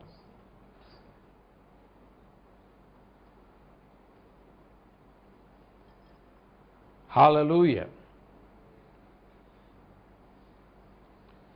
ശ്രദ്ധിക്കുക പ്രിയ ദൈവത്തിന് ജനമേ, 3 സോണുകൾ. 3 സോണുകൾ എന്ന് പറഞ്ഞാൽ, ഒന്ന് നമുക്കറിയാവുന്ന ലോകം എന്ന് പറഞ്ഞാൽ ഇറ്റ്സ് എ ഡെത്ത് സോൺ. മരണത്തിന്റെ സോണാണ്. It's a death zone. നിങ്ങൾ നോക്കിക്കോ, ഈ ലോകത്തിലെ എന്തും ഒരു ശിശു ജനിച്ചാൽ ഉടനെ തന്നെ ശിശു എന്ത് സംഭവിച്ചുകൊണ്ടിരിക്കുക? മരണം സംഭവിച്ചുകൊണ്ടിരിക്കുക. ഡേ ബൈ ഡേ മരണം സംഭവിച്ചുകൊണ്ടിരിക്കുക. It's a death zone. Death zone ആണ്. ഹല്ലേലൂയ. കാരണം ഇവിടെ ഒന്നും സ്ഥിരമായിട്ടിരിക്കത്തില്ല. ഒരു മരണത്തിന്റെ സോണായത്. ആമേൻ. ആരാ മരണത്തിന്റെ അധികാരി? പിശാച. ഈ ലോകം ഭരിക്കുന്നത് ആരാ? അപ്പോൾ പിശാച് ഭരിക്കുന്നത് കൊണ്ട് ഇവിടെ എന്ത് സംഭവിച്ചുകൊണ്ടേയിരിക്കും? മരണം സംഭവിച്ചുകൊണ്ടിരിക്കും. Death zone. നമ്മൾ ഇന്ന് എവിടെയാ ജീവിക്കാൻ ശ്രമിക്കുന്നേ? ഡെത്ത് സോൺ, മരണത്തിന്റെ സോണിലാ ജീവിക്കാൻ ശ്രമിക്കുന്നേ. ആമേൻ. ഹല്ലേലൂയ. മരണത്തിന്റെ സോണിൽ എങ്ങനെ ജീവിച്ചാൽ എന്താ സംഭവിക്കൂ? മരണം തന്നെ നടക്കുന്നു. എന്നാൽ മരണത്തിന്റെ സോണിൽ നിന്ന് നമ്മളെ വിടുവിക്കാൻ ഒരുവൻ വന്നു. ആളുടെ പേരറിയാമോ? കർത്താവ് യേശു. എന്താണ് ഓഫർ? എന്താണ് ഓഫർ? ഞാൻ നിങ്ങൾക്ക് ജീവൻ തരുവാൻ. ഹല്ലേലൂയ. ഞാൻ നിങ്ങൾക്ക് ജീവൻ തരുവാൻ. അതിന്റെ അർത്ഥം ഞാൻ നിങ്ങളുടെ സോൺ മാറ്റുവാൻ വന്നിരിക്കുന്നു. മരണത്തിന്റെ സോണിൽ നിന്ന് ജീവന്റെ സോണിലേക്ക് മാറ്റുവാൻ ഞാൻ വന്നിരിക്കുന്നു. മരണത്തിന്റെ സോണിൽ നിന്ന് ജീവന്റെ സോണിലേക്ക് മാറ്റുവാൻ ഞാൻ വന്നിരിക്കുന്നു. വീണ്ടും കർത്താവ് ഒന്നുകൂടി ക്ലിയർ ആയിട്ട് പറയാ, മക്കളെ, ജീവന്റെ സോണിൽ മാത്രമല്ല, ജീവന്റെ സോണിൽ നിങ്ങൾ വിശ്വസ്തത പ്രാപിച്ചാൽ, പാരഫ്രൈസ് ചെയ്യുക, നിങ്ങൾ വിശ്വസ്തത പ്രാപിച്ചാൽ മറ്റൊരു സോണിലേക്ക് നിങ്ങളെ മാറ്റാൻ പറയാണ്. നിത്യജീവന്റെ സോണിലേക്ക് കൂടി ഞാൻ നിങ്ങളെ മാറ്റും. ഹലോ, മനസ്സിലായില്ല? നിങ്ങളിന്ന് ജീവിക്കുന്നത് മരണത്തിന്റെ സോണില. എന്നാൽ ഞാൻ വന്നിരിക്കുന്നത് നിങ്ങളെ ജീവന്റെ സോണിലേക്ക് മാറ്റുവാനാണ്. പിന്നെ ജീവന്റെ സോണിൽ നിങ്ങൾ വിശ്വസ്തരായ നിത്യജീവന്റെ സോണിലേക്ക് കൂടി ഞാൻ നിങ്ങളെ മാറ്റും. മനസ്സിലായോ? ഹല്ലേലൂയ. ഇതാണ് ക്രിസ്തുവിന്റെ ഓഫർ. ക്രിസ്തുവിന്റെ ഓഫർ. പക്ഷെ മനുഷ്യന് മനസ്സിലാകുന്നില്ല ദൈവത്തിന്റെ ഹൃദയം. മനുഷ്യന്റെ ചിന്ത മതത്തിന്റെ ചിന്തയാ. ഈ മരണത്തിന്റെ സോണിൽ എന്നെ ഇട്ട് മതത്തിലെ ദൈവങ്ങൾ ചെയ്യുന്നത് പോലെ മരണത്തിന്റെ സോണിൽ എനിക്ക് എന്തെങ്കിലുമൊക്കെ തന്ന് മരണത്തിന്റെ സോണിൽ എന്നെ അങ്ങ് പുഷ്ടിപ്പെടുത്തി എന്നെ ഇവിടം കൊണ്ട് അവസാനിപ്പിച്ച് കടന്നു പോകുന്ന ചിന്തയിലേക്ക് മനുഷ്യൻ മനസ്സ് മാറിപ്പോവുകയാണ്. മനുഷ്യൻ എന്ത് സംഭവിച്ചുവെന്നും തുടർന്ന് യേശുവിനെ സ്വീകരിക്കുമ്പോൾ മനുഷ്യന്റെ അകത്തുനിന്ന് സംഭവിക്കുന്നുവെന്നും തുടർന്ന് എന്ത് എന്റെ ജീവിതത്തിൽ മാറ്റം വരണമെന്നും എനിക്ക് എങ്ങനെ ആ നിത്യജീവന്റെ സോണിൽ എത്തിപ്പെടാമെന്നും ഇന്ന് ചിന്തിക്കുന്നത് വളരെ വിരളം. ഹല്ലേലൂയ. ഈ പൗലോസ് അപ്പോസ്തലൻ ഇവിടെ പറയുക, കപട അപ്പോസ്തലന്മാരെ സൂക്ഷിച്ചുകൊള്ളുക. നിങ്ങളെ മരണത്തിന്റെ സോണിൽ തന്നെ നിർത്തി പ്രസംഗിക്കുന്ന പ്രസംഗമാണ് എങ്കിൽ, മരണത്തിന്റെ സോണിലേക്ക് കൊണ്ടുപോകുന്ന പ്രസംഗമാണ് എങ്കിൽ, that is not the right gospel, that's a false gospel. Hallelujah. ഇന്ന് ഫോൾസ് ഗോസ്പൽ കുടുങ്ങി ചർച്ച് കുടുങ്ങി കിടക്കുക, കുഴങ്ങി കിടക്കുകയാ. കാരണം പുതിയ നിയമത്തിന്റെ മർമ്മം അവർക്ക് അറിഞ്ഞുകൂടാ. അറിവില്ലാത്തതിന്റെ പേരിൽ പലരും പിശാചിനെ പ്രതിനിധീകരിച്ചുകൊണ്ട് പല പ്രസംഗങ്ങളും നടക്കുന്നു. ആദ്യ പ്രസംഗം ദൈവം കൽപ്പിച്ചിട്ട് പോയതിനു ശേഷം തുടർന്ന് വന്ന ആദ്യ പ്രസംഗം പിശാചിന്റെ പ്രസംഗം. ആ പ്രസംഗത്തിൽ തന്നെ ഹവ്വ വീണു, ആദം വീണു. ശ്രദ്ധിക്കുക പ്രിയരെ, നിങ്ങൾക്ക് സ്ക്രീനിലോട്ട് നോക്കി കഴിഞ്ഞാൽ ഓരോ സോണുകൾ കാണാം. ദൈവം ആദത്തെ ഹവ്വയെ നിർത്തിയിരുന്നത് ലൈഫ് സോണില്ല, ജീവനുള്ള സോണില്ല. ഉൽപ്പത്തി പുസ്തകം 2:7 പറയുന്നു, മനുഷ്യൻ ജീവനുള്ള ദേഹിയ. ജീവനില്ലാതെ ചത്തതായിട്ടല്ല ദൈവം വെച്ചത്, ജീവനുള്ള ദേഹിയ. ദേഹി എന്ന് വെച്ചാൽ മനുഷ്യൻ, മനുഷ്യന്റെ ഗ്രൗണ്ടാണ് ദേഹി. Soul is man's ground. വളരെ important. Soul is man's ground. ഇന്നും ആ ഗ്രൗണ്ട് ക്ലിയർ ആയിട്ടില്ല. ഇന്നും ആ ഗ്രൗണ്ട് ക്ലിയർ ആയിട്ടില്ല. ഹല്ലേലൂയ. അപ്പോൾ മനുഷ്യൻ ജീവനുള്ള ദേഹിയ. ഉൽപ്പത്തി 2:7 പറയുകയാണ്, ദൈവം ഭൂമിയിൽ നിന്ന് പൂഴിയെടുത്തു, ആമേൻ, തന്റെ ശ്വാസം ഊതി. ഇതൊന്നും സൃഷ്ടിപ്പല്ല, പക്ഷേ ഊതി കഴിഞ്ഞപ്പോൾ ഇതാ സൃഷ്ടിപ്പ് നടന്നു. ഭൂമിയിൽ നിന്ന് മനുഷ്യനെ സൃഷ്ടിച്ചില്ല, ഭൂമിയിൽ നിന്ന് മനുഷ്യനെ ഉണ്ടാക്കി. ആമേൻ. കാരണം ഓൾറെഡി ഉള്ളതാ. അത് ഓൾറെഡി ഉള്ളത് സൃഷ്ടിക്കുകയല്ല, ഇല്ലാത്തതിനെയാണ് സൃഷ്ടിക്കുന്നേ. മനസ്സിലാവുന്നു? ആമേൻ. ഭൂമിയിൽ നിന്ന് മനുഷ്യനെ ഉണ്ടാക്കി, രൂപം, തന്റെ ശ്വാസം ഓൾറെഡി ഉണ്ട്. ആമേൻ. ഇത് രണ്ടും കൂടി കൂടിയപ്പോ ഇതാ പുതിയതൊന്ന് സൃഷ്ടിക്കപ്പെടുന്നു. മനുഷ്യൻ ജീവനുള്ള ദേഹിയായി. ആമേൻ. ഹല്ലേലൂയ. അപ്പോൾ ആ മനുഷ്യനെ ഏദൻ തോട്ടത്തിലാക്കി. ഏദൻ തോട്ടം ലൈഫ്, ജീവനുള്ള ഏരിയ, ദ ലൈഫ് സോൺ. ആമേൻ. എന്നാൽ ഏദൻ തോട്ടത്തിൽ നിന്ന് മനുഷ്യനെ 2 സോണിലേക്ക് തിരിയാം. ഏതൊക്കെ സോണാണെന്നറിയാമോ? ഒന്ന് ഡെത്ത് സോൺ. നന്മ തിന്മകളെ കുറിച്ചുള്ള വൃക്ഷത്തിന്റെ, അറിവിന്റെ വൃക്ഷത്തിന്റെ ഫലം കഴിച്ചാൽ അവന് ആ വാതിലിലൂടെ മരണത്തിന്റെ സോണിലേക്ക് കടന്നു പോകാം. ആമേൻ. തൊട്ടടുത്ത ഇതാ നന്മ തിന്മകളെ കുറിച്ച് അറിവിന്റെ വൃക്ഷം. ഹല്ലേലൂയ. എന്നാൽ ദൈവം തോട്ടത്തിൽ തന്നെ ഏൽപ്പിച്ച് ജോലി ചെയ്ത് ജയം പ്രാപിച്ചാൽ ജയിക്കുന്നവന് ഇത് അവകാശമായി കിട്ടും. അവന് ദൈവത്തിന്റെ പർദീസയുള്ള ജീവവൃക്ഷത്തിന്റെ ഫലം തിന്മാൻ കൊടുക്കും. ഹല്ലേലൂയ. വെളിപ്പാട് 2:7 പറഞ്ഞേ. ഇതാ നിനക്ക് മറ്റൊരു സോണിലേക്ക് പോകാം. ജീവനുള്ള നിനക്ക് നിത്യജീവന്റെ സോണിലേക്ക് പോകാം.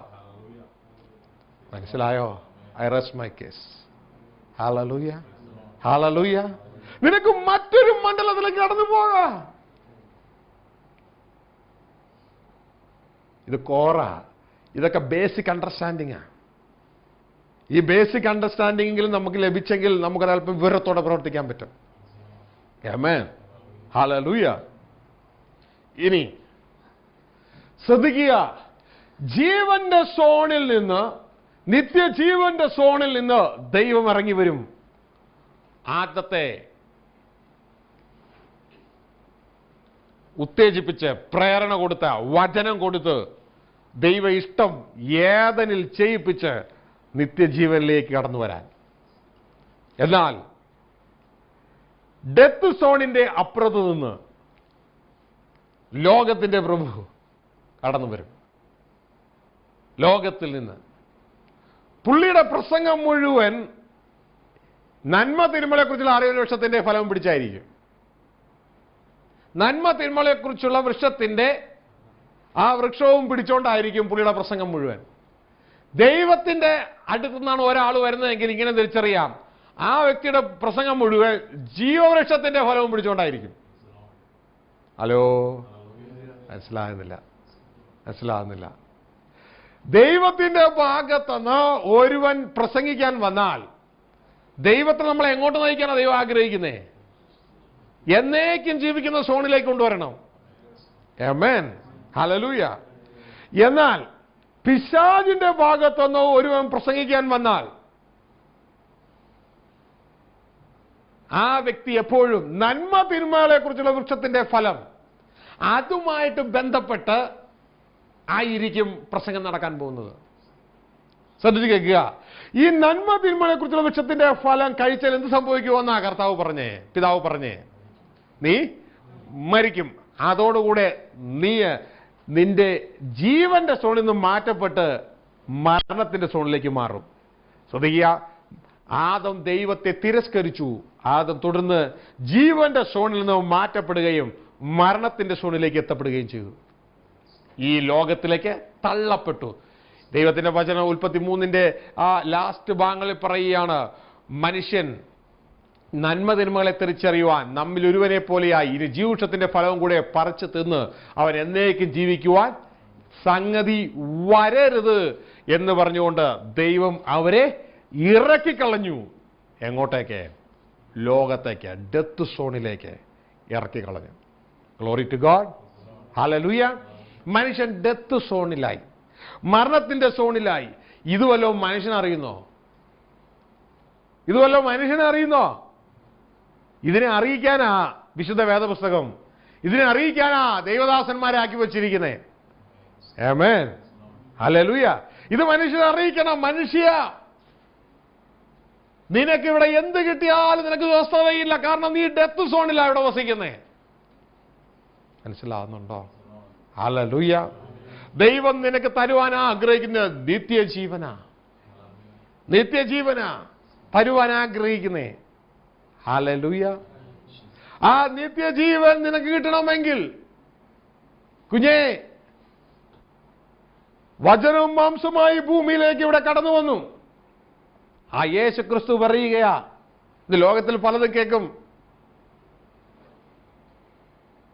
യേശു ജയിച്ചല്ലോ, അവിടെ നമുക്കെല്ലാം നിത്യജീവനാ എന്ന് യേശു ക്രിസ്തു പറയുകയാ. നിങ്ങൾക്ക് ആ ഭാഗത്തേക്ക് വരണമെങ്കിൽ ഞാൻ ജയിച്ച് എന്റെ പിതാവിന്റെ സിംഹാസനത്തിൽ ഇരുന്നത് പോലെ, അതുകൊണ്ട് നിങ്ങൾ അവിടെ കയറുന്നല്ല, നിങ്ങളും ജയിച്ചാൽ നിങ്ങളെ ഞാൻ എന്നോടുകൂടെ എന്റെ സിംഹാസനത്തിൽ ഇരുത്തും. ഗ്ലോറി ടു ഗോഡ്, ഹല്ലേലൂയ. വെളിപ്പാട് പുസ്തകം 3-ാം അധ്യായം ഈ പറയുന്ന അതിന്റെ ലാസ്റ്റ് ഭാഗങ്ങൾ ലബോദോക്യ സഭയോട് ദൂത് പറയുമ്പോൾ പറയുന്നൊരു കാര്യമാണ്. ആ ഭാഗം ഒന്ന് വായിച്ചിട്ട് മുന്നോട്ട് കടന്നു പോകാം. വെളിപ്പാട് പുസ്തകം 3-ാം അധ്യായം, Revelation chapter 3, അതിന്റെ 21-ാം വാക്യം പറയുകയാണ്, ജയിക്കുന്നവൻ ഞാൻ എന്നോടുകൂടി എന്റെ സിംഹാസനത്തിൽ ഇരിപ്പാൻ വരം നൽകും. എങ്ങനെ? ഞാനും ജയിച്ച് എന്റെ പിതാവിനോടുകൂടി അവന്റെ സിംഹാസനത്തിൽ ഇരുന്നത് പോലെ തന്നെ. അപ്പോൾ നിങ്ങൾ എങ്ങനെ ജയിക്കണം? ഞാൻ ജയിച്ചതുപോലെ നിങ്ങളും ജയിക്കണം. Glory to God. ഞാൻ ജയിച്ചതുപോലെ നിങ്ങളും ജയിക്കണം. അങ്ങനെ ജയിക്കുന്നവന് അത് ലഭിക്കപ്പെടുവാനായിട്ട് ഇടയാകും. Glory, hallelujah. പ്രിയ ദൈവത്തിന്റെ ജനമേ, ശ്രദ്ധിച്ചാട്ടെ. ദ മിഡിൽ സോൺ എന്ന് പറയുന്ന ലൈഫ് സോണിൽ നിന്ന് 3 സോണിനെ കുറിച്ച് പഠിച്ചു. Death zone, life zone, eternal life zone. 3 സോണുകൾ. ആമേൻ. ഈ 3-ാമത്തെ സോൺ എറ്റേണൽ ലൈഫ് സോൺ എന്ന് പറയാൻ കാരണം, ജീവിതത്തിന്റെ ഫലം കഴിച്ചാൽ ആ വ്യക്തിക്ക് എന്ത് സംഭവിക്കും? ദൈവത്തിന്റെ വചനം ഉൽപ്പത്തി 3-ാം അധ്യായത്തിൽ വളരെ വ്യക്തമായിട്ട് പറയുകയാണ്. കർത്താവ് പറയുകയാണ്, അജീവൃക്ഷത്തിന്റെ ഫലം കഴിച്ചാൽ എന്ത് സംഭവിക്കുമെന്ന് പിതാവ് അവിടെ പറയുന്ന കാര്യം അവിടെ പറയുന്നുണ്ട്. ജീവവൃക്ഷത്തിന്റെ ഫലം കഴിച്ചാൽ അവൻ എന്നേക്കും ജീവിക്കുവാനിടയാകും. ആമേൻ, ഹല്ലേലൂയ, ഗ്ലോറി. അതിന്റെ 3:22 ഇങ്ങനെ പറയുകയാണ്, യഹോവയായ ദൈവം മനുഷ്യൻ നന്മ തിന്മകളെ അറിയുവാൻ തക്കവണ്ണം നമ്മിൽ ഒരുത്തനെ പോലെ ആയിത്തീർത്തിരിക്കുന്നു. ഇപ്പോൾ അവൻ കൈ നീട്ടി ജീവവൃക്ഷത്തിന്റെ ഫലം കൂടെ പറിച്ചു തിന്ന് എന്നേക്കും ജീവിപ്പാൻ സംഗതി വരരുത്. എന്നേക്കും, എറ്റേണലി. ആമേൻ, എന്നേക്കും ജീവിക്കാൻ സംഗതി വരരുത്. അപ്പോൾ ആദ്യത്തെ ഏദൻ തോട്ടത്തിൽ ആക്കി വെച്ചത് ഏത് ജീവനിലല്ല? എന്നേക്കും ജീവിക്കുന്ന ജീവനിലല്ല, എന്നാൽ മരിക്കാനുള്ള അവസ്ഥയിലും അല്ല. ഇതിന്റെ രണ്ടിന്റെ നടുവിലാണ് നിനക്ക് ഏതും പ്രാപിക്കാം. മനസ്സിലാവുന്നുണ്ടോ? ഇത് രണ്ടിന്റെ നടുവിലാ ആക്കി വെച്ചിരിക്കുന്നത്. അപ്പോൾ പ്രിയ ദൈവത്തിന്റെ ജനമേ, ഇന്ന് ആദം എങ്ങോട്ടേക്ക് പോയി? എറ്റേണൽ ലൈഫിലേക്ക് പോയോ? അല്ല. ഇന്ന് ആദം, എന്റെ ശബ്ദം കേൾക്കുന്ന വ്യക്തികളെ ഇത് മനസ്സിലാക്കുക. ആദം തന്റെ ഉള്ളിൽ നമ്മളെല്ലാം വഹിച്ചുകൊണ്ട് അവൻ മരണത്തിന്റെ സോണിലേക്ക് പ്രവേശിച്ചു. ആമേൻ. ലോകത്തിലേക്ക് പ്രവേശിച്ചു. ലോകം എന്ന് പറഞ്ഞാൽ it's a death zone. Death ended. ദൈവത്തിന്റെ വചനം പറയാണ്, ഏക മനുഷ്യനാൽ പാപവും മരണം കയറി. മരണത്തിന്റെ സോണായി. ആമേൻ. പാപത്താൽ മരണവും ലോകത്തിൽ പ്രവേശിച്ചു. Glory to God. ഡെത്ത് സോണിലേക്ക് എത്തി. നമ്മളെല്ലാവരും ജീവിക്കുന്ന ഡെത്ത് സോണിലാണ് ഇന്ന്. Amen, hallelujah. ഈ ബോധം തന്നെ ആദ്യം തന്നെ ഉണ്ടാണ്. ഡെത്ത് സോണിലാണ് ജീവിക്കുന്നത്. ഡെത്ത് സോണിലാണ് ജീവിക്കുന്നത്. ഇന്ന് മറ്റൊരു പട്ടണത്തിൽ നിന്ന് ഒരാൾ എന്നെ ടെലിഫോൺ ചെയ്യുവാനിടയായി. ബ്രദർ, എനിക്ക് ഭയങ്കര ഭയം. ഞാൻ കാര്യം അന്വേഷിച്ചപ്പോൾ അദ്ദേഹം പറയുക, എനിക്ക് നെഞ്ചിന് ഇടയ്ക്കിടയ്ക്കിങ്ങനെ വേദന വരുന്നു, എനിക്ക് അതുകൊണ്ട് ഭയങ്കര ഭയം. അപ്പോൾ ഞാൻ ചിന്തിച്ചു, കഴിഞ്ഞ 2 ആഴ്ച മുമ്പ് ഇദ്ദേഹത്തിന് വേണ്ടി പ്രാർത്ഥിച്ചതാണ്. അദ്ദേഹം അന്നും ഭയാന്ന് പറഞ്ഞ് പ്രാർത്ഥിച്ചു.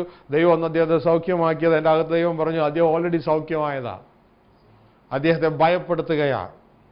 അപ്പോൾ അകത്ത് ദൈവത്തിൻ്റെ ആത്മാവ് പറഞ്ഞു, അദ്ദേഹം ഭയപ്പെടുന്നതിൻ്റെ കാര്യം എന്നറിയാമോ? അദ്ദേഹം ജീവിക്കാൻ ആഗ്രഹിക്കുന്ന അദ്ദേഹത്തിന് വേണ്ടിയാണ്. ആ വ്യക്തി ഭയപ്പെടുന്നതിന്റെ കാരണം ആ വ്യക്തി ജീവിക്കാൻ ആഗ്രഹിക്കുന്ന ആ വ്യക്തിക്ക് വേണ്ടിയാ. ദൈവത്തിന് വേണ്ടിയാണ് നമ്മൾ ജീവിക്കാൻ ആഗ്രഹിക്കുന്നതെങ്കിൽ നമുക്ക് ഭയമില്ല. കാരണം എനിക്ക് ജീവിക്കുന്നത് ക്രിസ്തു, മരിക്കുന്നത് ലാഭം. മരണത്തെക്കുറിച്ചുള്ള ഭയമാണ് അദ്ദേഹത്തിന്. മരണത്തെക്കുറിച്ചുള്ള ഭയം. ഇന്ന് ഏത് ക്രിസ്ത്യാനിക്കാ മരണത്തെക്കുറിച്ച് ഭയമില്ലാത്ത? അങ്ങനെയുള്ളൊരു ക്രിസ്ത്യാനിയെ കാണാൻ ഞാൻ ആഗ്രഹിക്കുക. പൗലോസ് പറയുന്നത് പോലെ ശരീരത്തിൽ നിന്ന് മാറ്റപ്പെട്ട് ക്രിസ്തുവിനോടുകൂടെ ആയിരിക്കും ഞാൻ ആഗ്രഹിക്കുന്നു. അത് അത്യുത്തമമല്ലോ. What a beautiful Christian. ഹല്ലേലൂയ. അങ്ങനെയുള്ള ചില മനുഷ്യർ, ഞാൻ അങ്ങനെയുള്ള ഒരു വ്യക്തിയെ ഞാൻ എൻ്റെ ജീവിതയാത്രയെ കാണുവാനിടയായി. ഒരൊറ്റ വ്യക്തിയെ. ഹല്ലേലൂയ. അദ്ദേഹം ഈ ഭൂമിയിൽ നിന്ന് മാറ്റപ്പെട്ടു പോയി. എൻ്റെ ചില സഹോദരങ്ങൾ ആ വ്യക്തിയുടെ അടുക്കൽ പ്രാർത്ഥിക്കാൻ കടന്നുപോയി. ആ വ്യക്തിയോട് ഇങ്ങനെ നല്ല പ്രായമുള്ള ഒരു വ്യക്തിയാണ്, വൈറ്റ് സിറ്റിസൺ, ഇംഗ്ലീഷ് സിറ്റിസണാണ്. അദ്ദേഹത്തിൻ്റെ അടുക്കലേക്ക് കടന്നുപോയത് പ്രാർത്ഥിക്കാൻ പറയും. അദ്ദേഹം പ്രാർത്ഥന വിഷയം ഇതാണ്, ഞങ്ങൾക്ക് ഇവിടെ നന്നായിട്ട് നല്ല ജോലിയൊക്കെ കിട്ടി നല്ല സുഖമായിട്ട് ജീവിക്കാൻ വേണ്ടി ഞങ്ങൾക്ക് വേണ്ടി പ്രാർത്ഥിക്കും. അദ്ദേഹം തിരിച്ചൊരു മറുപടി പറഞ്ഞ്, പിശാച് ഭരിക്കുന്ന ഈ ലോകത്ത് നിനക്ക് സുഖമായിട്ട് ജീവിക്കണോ? എല്ലാം വേണോ കർത്താവിൻ്റെ ഇഷ്ടം ചെയ്ത് ദൈവസന്നിധി പ്രാപിക്കാൻ നോക്ക്. Hallelujah, hallelujah. അന്ന് എനിക്ക് ആത്മീയമായിട്ട് വലിയ ആ ഒരു പക്വതയിലേക്ക് ഞാൻ എത്തിയിട്ടില്ല. അന്ന് എനിക്ക് അതിൻ്റെ വലിയ ആഴമൊന്നും മനസ്സിലായില്ല. എങ്കിലും ദൈവം ആ വളർച്ചയിലേക്ക് കൊണ്ടുവരുമ്പോൾ മനസ്സിലാകുന്നത്, ഒരു യഥാർത്ഥ ക്രിസ്ത്യാനി ഈ ഡെത്ത് സോണിൽ ജീവിക്കുവാൻ ആഗ്രഹിക്കുകയില്ല. പിന്നെ അവനിവിടെ ജീവിക്കുന്നതിന്റെ ഉദ്ദേശം എന്ന് പറയുന്നത് അവന്റെ പിതാവിന്റെ ഇഷ്ടം ചെയ്യാൻ വേണ്ടി മാത്രമാണ് ഇവിടെ ജീവിക്കുന്നത്. ആമേൻ, ഹല്ലേലൂയ. നിങ്ങൾ റിയൽ ക്രിസ്ത്യാനികളെ ഇടയ്ക്കൊക്കെ ഒന്ന് കാണുവാൻ ഒന്ന് പ്രാർത്ഥിക്കുക. ഒരത്ഭുതം ഒന്നോണം എല്ലായിടത്തൊക്കെ കാണാൻ പറ്റും. ഹല്ലേലൂയ. ഈ വഴി കണ്ടെത്തുന്നവർ ചുരുക്കമാണ്. ആമേൻ, ഹല്ലേലൂയ. ഇന്ന് ആദത്തെ നിർത്തിയ ഗ്രൗണ്ടിലല്ല ആദം നിൽക്കുന്നത്. ആദത്തിന്റെ തലമുറയിൽ നിൽക്കുന്ന ഡെത്ത് സോണില്ല. ആമേൻ.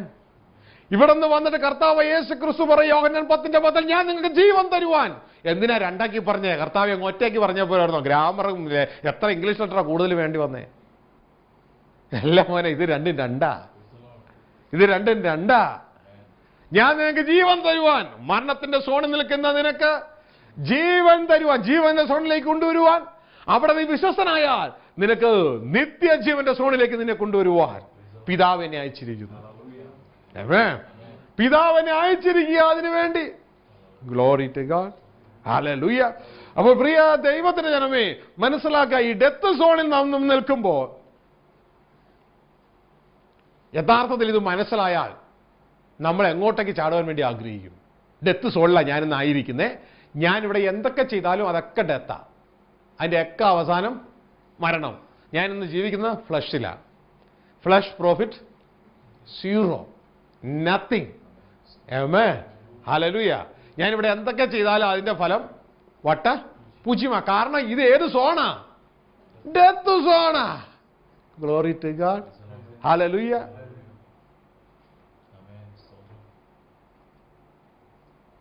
അപ്പോ ഇമ്മീഡിയറ്റ് ഞാൻ എങ്ങോട്ടേക്ക് മാറണം? എനിക്ക് പോകേണ്ടത് ലൈഫ് സോൺ അല്ല. ലൈഫ് സോണിന്റെ അപ്പുറത്ത് എറ്റേണൽ ലൈഫ് സോണിലേക്ക് ഞാൻ മാറണം. പക്ഷെ അതിലേക്ക് പോകുവാനായിട്ട് ലൈഫ് സോണിൽ കൂടി അല്ലാതെ പറ്റത്തൂല്ല. ആമേൻ. നമ്മുടെ ചിന്ത എനിക്ക് എറ്റേണൽ ലൈഫ് സോണിലേക്ക് മാറണം. എറ്റേണൽ ലൈഫ് സോൺ എവിടെയാ? 2 വൃക്ഷം ക്രോസ് ചെയ്ത് പോകണം. ശരിയാണോ? ആമേൻ. ഒന്ന്, നന്മ തിന്മകളെ കുറിച്ചുള്ള അറിവിന്റെ വൃക്ഷം ക്രോസ് ചെയ്യണം. അത് ആര് പിടിച്ചിട്ടിരിക്കുക? പിശാച് പിടിച്ചിട്ടിരിക്കുക. എന്തുകൊണ്ട്? പാപം കൊണ്ട്. ആമേൻ. ഏക മനുഷ്യനാൽ പാപവും പാപത്താൽ മരണവും ലോകത്തിൽ കടന്നു. അവിടെ പിടിച്ചിട്ടിരിക്കുകയാണ് നന്മ തിന്മകളെക്കുറിച്ചുള്ള അറിവിന്റെ വൃക്ഷം. ആ വൃക്ഷത്തിന്റെ അതിലൂടെ വേണം കയറി ഇനി വീണ്ടും ലൈഫ് സോണിലേക്ക് വരാൻ. അവിടെ പിടിച്ചിട്ടിരിക്കുക. പാതാളം അവിടെ പിടിച്ചിട്ടിരിക്കുക. പാതാള ഗോപുരം പറയുക, നോ, ഒരെണ്ണത്തിനെ ഞാൻ വിടത്തില്ല. കാരണം പാപത്താൽ നിങ്ങളെല്ലാം ഞാൻ മരണത്തിന്റെ കീഴിൽ കുടുക്കിക്കളഞ്ഞു. മനസ്സിലാവുന്നുണ്ടോ? ആമേൻ. ഇവിടെയാണ് കർത്താവ് യേശു നമുക്ക് ജയം നൽകിയത്. ശ്രദ്ധിക്കുക, ഇവിടെയാണ് കർത്താവ് യേശു ജയം നൽകിയത്. കാൽവരി ക്രൂശിൽ പാപത്തിന്റെ ശമ്പളമായ മരണം ഏറ്റുവാങ്ങി തന്റെ ദേഹം എന്ന തിരശ്ശീലയിലൂടെ ഇതാ പുതിയ വഴി. എങ്ങോട്ടേക്ക്? ജീവനിലേക്ക്, ജീവന്റെ സോണിലേക്ക് ഒരു പുതിയ വഴി തുറന്നു. എബ്രായ ലേഖന 10-ാം അധ്യായത്തിലുള്ള വാക്കുകൾ 19 മുതലാണ് ഞാൻ ചിന്തിക്കുന്നു. താൻ പുതിയ ഒരു വഴി തുറക്കുകയാ. പുതിയ വഴി. മനസ്സിലായോ? അതോടുകൂടി പറയുക, ഇതാ ഞാൻ എൻ്റെ സഭയെ പണിയോ. ഇനി പാതാള സ്റ്റോപ്പ് എന്ന് പറയത്തില്ല. പാതാള ഗോപുരങ്ങൾ അതിനെ ജയിക്കത്തില്ല. മനസ്സിലായോ? ഹല്ലേലൂയ. കാൽവരി ക്രൂശിൽ തന്റെ ദേഹം എന്ന തിരശ്ശീലയിലൂടെ താൻ പുതിയ വഴി തുറക്കുകയാ. ഗ്ലോറി ടു ഗോഡ്, ഹല്ലേലൂയ. Thank you Jesus. ഗ്ലോറി, ഹല്ലേലൂയ. വി അപ്രീഷിയേറ്റ് യു ഗോഡ്, ഹല്ലേലൂയ. ഇവിടെ ഹെബ്രായർ 10:19 പറയുക, അതുകൊണ്ട് സഹോദരന്മാരെ, യേശു തന്റെ ദേഹം എന്ന തിരശ്ശീലയിൽ കൂടി നമുക്ക് പ്രതീക്ഷിച്ച ജീവനുള്ള പുതുവഴിയായി, ജീവനുള്ള പുതുവഴിയായി. Glory to God, hallelujah. അപ്പോൾ ഒരു പുതിയ വഴിയിലൂടെ നമുക്ക് ദൈവസന്നിധിയിലേക്ക് കടന്നു ചെല്ലാം. ആമേൻ. പുതിയ വഴിയിലൂടെ ദൈവസന്നിധിയിലേക്ക്. ഇന്ന് രക്ഷിക്കപ്പെട്ടവരെയൊക്കെ പിശാച് തടയുന്നുണ്ടോ? ഒരുത്തനെയും തടയാൻ പറ്റത്തില്ല. കാരണം ആര് പേയ്മെന്റ് നടത്തി കഴിഞ്ഞു? നീ കുഞ്ഞെ, നീ നിന്റെ മുൻ പിതാവ് ആദം ജീവവൃക്ഷ നന്മ തിന്മകളെ കുറിച്ചുള്ള അറിവിന്റെ വൃക്ഷ ഫലം കഴിച്ച് അവൻ മരിച്ച് അവൻ ഡെത്ത് സോണിലേക്ക് മാറ്റപ്പെട്ടെങ്കിൽ നിനക്ക് ജീവൻ തരുവാൻ അതിന്റെ പരിഹാരം ഞാൻ ചെയ്തു കഴിഞ്ഞു. ഞാൻ നിന്നെ തിരിച്ച് ജീവനിലേക്ക് കൊണ്ടുവന്നു. മനസ്സിലായോ? തിരിച്ച് ജീവനിലേക്ക് കൊണ്ടുവന്നു. ആദം നേരത്തെ എവിടെയായിരുന്നു അതേ സോണിൽ തന്നെ ഞാൻ നിന്നെ തിരിച്ചു കൊണ്ടുവന്നു. ആമേൻ. അതിനേക്കാൾ ഉപരിയായ ലെവലിൽ. Glory to God. അതിപ്പോൾ നിങ്ങൾക്ക് പറഞ്ഞാൽ മനസ്സിലാകത്തില്ല. എന്നാൽ പ്രിയരെ, തുടർന്ന് ഇപ്പോൾ സോൺ മാറി ജീവന്റെ സോണിലേക്ക് നിങ്ങൾ വന്നെങ്കിലും പ്രിയരെ, ജീവിതം മുഴുവൻ ഏത് രീതിയിലാണെന്നറിയോ? മരണത്തിന്റെ സോണിൽ ജീവിക്കുന്നവരെ പോലെയാ ജീവിക്കുന്നത് ഇപ്പോഴും. ഇതുകൊണ്ട് എഫേസ്യ ലേഖനം പറയുന്നത്, ഉറങ്ങുന്നവനെ, മരണത്തിന്റെ സോണിൽ കിടക്കുന്ന മരിച്ചവരെ പോലെ നീ ഇന്നും വീണ്ടും കിടക്കുകയാണോ അവിടെ? എഴുന്നേക്ക്. ഹല്ലേലൂയ.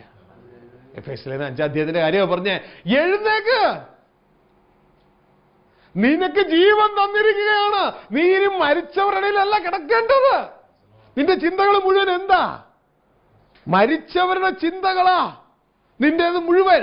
ഈ ലോകത്തിൽ എങ്ങനെ ജീവിക്കാം, ലോകത്തിൽ എങ്ങനെ ഉണ്ടാക്കാം, ലോകത്തിൽ എങ്ങനെ ഈ ചത്ത ഈ ഡെത്ത് സോണിൽ എങ്ങനെ പേരുണ്ടാക്കാം, ഡെത്ത് സോണിൽ എങ്ങനെ കുറെ സമ്പന്നനായി തീരാം, ഡെത്ത് സോണിൽ എങ്ങനെയൊക്കെ ഉയരാമെന്നാണ് നിന്റെ ചിന്ത മുഴുവൻ. ലോകത്തുള്ളവരെ പോലെ. ആമേൻ. നീ അതിനു വേണ്ടി കിടന്ന് കഷ്ടപ്പെടുകയാ. നിന്റെ എഡ്യൂക്കേഷൻസ്, നിന്റെ മൂവ്മെന്റ്സുകൾ എല്ലാം അതിനു വേണ്ടിയാ. ആമേൻ. ഇല്ലേ? ഞാൻ ഇന്ന് വണ്ടി ഓടിച്ചോണ്ട് പോകുമ്പോൾ കുട്ടികളൊക്കെ അങ്ങോട്ടും ഇങ്ങോട്ടൊക്കെ നീങ്ങുകയാണ്. എല്ലാം പരക്കം പാഞ്ഞ് നീങ്ങുക. എല്ലാത്തിൻ്റെയും പുറത്തൊരു വലിയ പാണ്ടക്കെട്ടും ഉണ്ട്. കർത്താവ് അകത്ത് പെട്ടെന്ന് ചിന്ത കയറിയ, എന്തിനാ ഈ കുഞ്ഞുങ്ങൾ ഈ പൊരി വെയിലത്ത് കിടന്ന് 42, 43, 45 ഡിഗ്രി സെന്റിഗ്രേഡ് ടെമ്പറേച്ചറിൽ വെയിലത്ത് കൂടെ നടന്ന് അങ്ങോട്ടും ഇങ്ങോട്ടൊക്കെ പോവുക? ഇവരെന്താ ചെയ്യണേ? അതൊന്നും, they are trying to gather more informations. അവർ വിവരങ്ങൾ ശേഖരിക്കുക, അല്ലേ? അവർ വിവരങ്ങൾ ശേഖരിക്കുക. എവിടത്തെ വിവരങ്ങൾ? ലോകത്തിലെ ഈ ചത്ത സോണിലെ വിവരങ്ങൾ ശേഖരിക്കുക. എന്നിട്ട് ശേഖരിച്ചിട്ട് എവിടെയോ എന്തൊക്കെയോ എക്സാം എഴുതി ആരെയൊക്കെയോ പ്രീതിപ്പെടുത്താൻ ശ്രമിക്കുക. ഏമേ, ഇനി പ്രീതിപ്പെടുത്തിയാൽ ഒരു സർട്ടിഫിക്കറ്റ് കൊടുക്കും. ഈ സർട്ടിഫിക്കറ്റ് കൊണ്ട് പിന്നെ എനിക്കൊരു ജോലി തരുവോ, എനിക്കൊരു ജോലി തരുവോ എന്ന് പറഞ്ഞ് സർട്ടിഫിക്കറ്റും കൊണ്ട് ഈ ചത്ത സോണിൽ വീണ്ടും നടക്കണം. ആമേൻ. എന്നിട്ട് ഇതെല്ലാം ജോലി കിട്ടിയാലോ, ഓ ഇനി എനിക്ക് നിത്യമായി ജീവിക്കാം. ആണോ? ഈ ജോലി കിട്ടിയാലും കുഞ്ഞേ, നീ ഈ മരണ സോണില്ല, നീ മരിക്കും. ഇന്നലെ ഞാനൊരു പിതാവിന്റെ കരച്ചിൽ കേട്ടു. ആ പിതാവിന്റെ കരച്ചില് ഞങ്ങളുടെ ഫാമിലിയുമായിട്ട് ബന്ധപ്പെട്ട ആ കുഞ്ഞിനെ നേരത്തെ ഗൾഫിലുണ്ടായിരുന്നു. ചെറുപ്പക്കാരൻ പയ്യൻ ഈ അടുത്ത് പോയി വിവാഹം കഴിച്ചോളൂ. അതിനുശേഷം നാട്ടിൽ ചെന്നു 29 വയസ്സേ ഉള്ളൂ. എൻ്റെ ഒരു അനിയനാണ്. രാത്രി കിടന്നു. 12-1 മണിയായപ്പോൾ ഒരു നെഞ്ചുവേദന വന്നു. നേരെ താഴേക്ക് കൊണ്ടും മരിച്ചു. ടപ്പ്. ഒറ്റ മകൻ. ആ പിതാവ് ഇന്നലെ ഞാൻ ടെലിഫോണിൽ സംസാരിച്ചു. ആ പിതാവ് ഒരു കരച്ചില കൊണ്ടുപോയടാ. തങ്ങം വയ്യ. എൻ്റെ പിതാവ് പറഞ്ഞു അദ്ദേഹം ഒരു പ്രാന്തന പുറവിടെ നടക്കുകയാണ്. കാരണം തൻ്റെ ഏക പ്രത്യാശ ആ പയ്യനാ, ആ മകനാ. കാരണം തന്നെ അവൻ വളർത്തിക്കൊണ്ടുവന്നു. ഇനി അവൻ തന്നെ എന്ന് കരുതിക്കോളും. താൻ പ്രായമായി, അവൻ കരുതിക്കോളും. ഏക പ്രത്യാശ വളർത്തിക്കൊണ്ടു വന്നതാ. പോയടാ. പെട്ടെന്ന് എനിക്ക് മനസ്സിലാവും, ഏത് കുഞ്ഞു പോയാലും നമുക്ക് വളരെ പ്രയാസ പ്രശ്നങ്ങളൊക്കെ ഉണ്ടാകും. പക്ഷെ ഇത്രത്തോളം തകരാൻ കാരണം എന്നറിയാമോ? ഒരു പ്രത്യാശ വെച്ചതാ കുഞ്ഞിലാ. പകരം ഈ കുഞ്ഞിന് എനിക്ക് ദൈവം തന്നതാ. ഏമേ, ഞാനും കുഞ്ഞും ഏത് സമയവും അങ്ങോട്ട് ദൈവസന്നിധിയിലേക്ക് മടങ്ങിപ്പോണം. ഞങ്ങളിവിടെയുള്ള ആ കുഞ്ഞിനെ അതുപോലെ വളർത്തി, നമ്മളും അതുപോലെ വളർന്നെങ്കിൽ നോ പ്രോബ്ലം. വിഷമമുണ്ട്, ആളുകൾ മാറ്റപ്പെടുമ്പോൾ വിഷമമുണ്ട്, സങ്കടമുണ്ട്, നമ്മൾ കരയും. That's all. എന്നാലും പ്രത്യാശയുണ്ട്. നമ്മൾ ആ വ്യക്തി സ്വർഗസന്നിധിയിലും ഉടയവന്റെ സന്നിധിയിലെ കണ്ടിരിക്കാം. ഹല്ലേലൂയ. അപ്പൊ പ്രിയ ദൈവത്തിന്റെ ജനമേ, അപ്പൊ നമ്മളുടെ പ്രത്യാശ മുഴുവൻ ലോകമാ. ഇവിടെ ഈ ദൈവദാസൻ ഭയപ്പെടുകയാ. കാരണം എന്നാണെന്നറിയാമോ? നിങ്ങളെ എങ്ങോട്ടേക്കാ നയിക്കണ്ടേ? നിത്യജീവന്റെ സോണിലേക്കാണ് നിങ്ങളെ നയിക്കേണ്ടേ. പകരം നിങ്ങളുടെ മനസ്സ് മുഴുവൻ എന്താ? ജനത്തിന്റെ മനസ്സ് മുഴുവൻ എന്തുവാ? ലോകം, ലോകം, ലോകം, ലോകം, ലോകം, ലോകം, ലോകം. ശരിയല്ലേ? നിങ്ങൾ എന്തു പറഞ്ഞാൽ സന്തോഷിക്കും? നിങ്ങൾ എന്നാ പറഞ്ഞാൽ സന്തോഷിക്കും?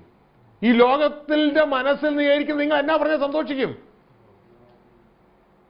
നിങ്ങൾ സന്തോഷിക്കണമെങ്കിൽ ലോകം പറയണം. ദൈവം നിങ്ങൾക്ക് ലോകം തരുമെന്ന് പറയണം. കിട്ടണില്ല. ഈ ലോകം ഹൃദയത്തിലുള്ള ജനത്തിന്റെ ഹൃദയം സന്തോഷിക്കണമെങ്കിൽ എന്നാ വേണം? നിത്യജീവൻ തരും. നിത്യജീവൻ. ഇന്ന് എത്രയോ പേർക്ക് ഈ ബൈബിൾ ക്ലാസ് വേണമെങ്കിൽ കടന്നു വരാമായിരുന്നു. എന്നെ വരാഞ്ഞേ? നിത്യജീവൻ. ഞങ്ങളിപ്പോ അവിടെയോ ഞങ്ങളുടെ സ്ഥാപനത്തിലിരുന്ന് ലോകം ഉണ്ടാക്കുകയാ, ലോകം നിറയ്ക്കുകയാ. ഞങ്ങളുടെ ഓഫീസിൽ ഇല്ലേ, ഞങ്ങളുടെ ബിസിനസ്സിൽ ലോകം നിറയ്ക്കുകയാ. അപ്പൊ എന്തു പറഞ്ഞാൽ ഈ ജനം സന്തോഷിക്കും? കുറേയും കൂടി ലോകം തരാൻ നിനക്ക്, കുറേയും കൂടി ലോകത്തിൽ ഉയർച്ച, കുറേയും കൂടി ലോകത്തിൽ മാനം, കുറേയും കൂടി ലോകത്തിൽ പറഞ്ഞാൽ കുഞ്ഞെ നിങ്ങൾ സന്തോഷിക്കും. ലോകത്തോടുള്ള സ്നേഹം ദൈവത്തോടുള്ള ശത്രുതയാ. ഇവിടെ ദൈവത്തിന്റെ ദാസം ഭയപ്പെടുകയാ. ഞാൻ നിങ്ങളെ ഏകപുരുഷനായി വിവാഹം നിശ്ചയം കഴിച്ചിരിക്കുന്നത്, പക്ഷേ ഇന്ന് നിങ്ങൾ മറ്റൊരു പുരുഷനെ നോക്കിക്കൊണ്ടിരിക്കുകയാ.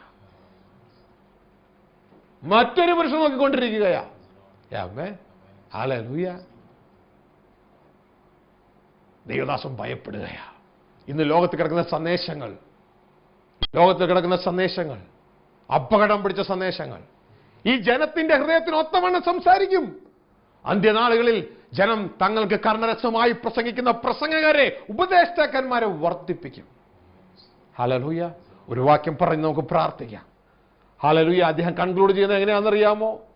2 കൊരിന്ത്യർ 11 അധ്യായം അദ്ദേഹം പറയുകയാണ്, തനിക്ക് വളരെ എരിവോട് താൻ എരിയുകയാ. കാരണം എന്നാണെന്നറിയാമോ? ഇവിടെ പറയുകയാണ്, അതിന്റെ 11 വാക്യം പറയുകയാണ്, അതിന്റെ 3-4 വാക്യം പറയുകയാണ്, എന്നാൽ സർപ്പം ഹൗവയെ ഉപായത്തിൽ ചതിച്ചതുപോലെ നിങ്ങളുടെ മനസ്സ് ക്രിസ്തുവിനുള്ള ഏകാഗ്രതയും നിർമ്മലതയും വിട്ട് വഷളായി പോകുമോ എന്ന് ഞാൻ ഭയപ്പെടുന്നു. കാരണം എന്താ? ഒരുത്തൻ വന്ന് ഞങ്ങൾ പ്രസംഗിക്കാത്ത മറ്റൊരു യേശുവിനെ പ്രസംഗിക്കുന്നു. ഞങ്ങൾ പ്രസംഗിക്കുന്ന യേശു നിങ്ങളെ കൊണ്ടുപോകുന്നത് എറ്റേണൽ സോണിലേക്കാ, നിത്യജീവന്റെ സോണിലേക്കാ. ഇപ്പോൾ മറ്റൊരു യേശുവിനെ പ്രസംഗിക്കുന്നു.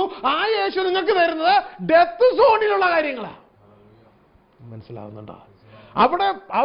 അവിടുത്തെ എംഫസിസ് ഡെത്ത് സോണിലെ കാര്യങ്ങളാ.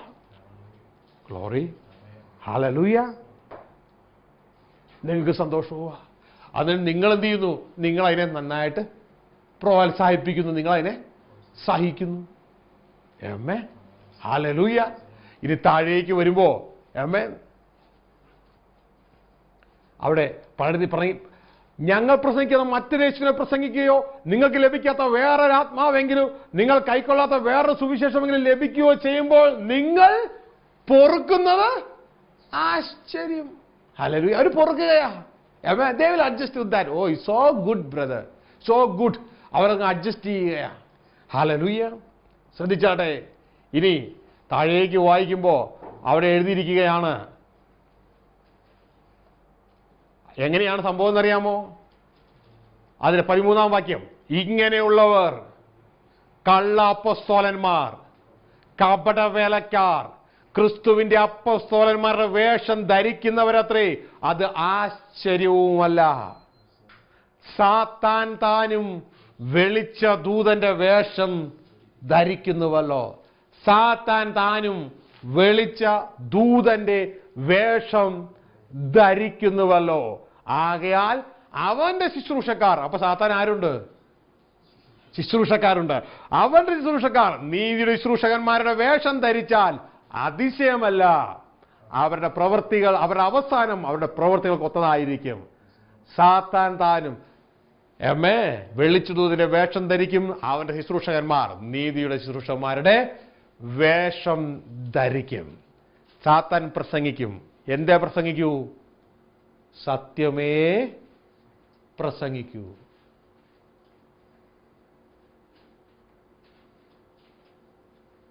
മാനുഷികമായ ജ്ഞാനത്തിൽ സാത്താൻ സത്യമേ പ്രസംഗിക്കൂ.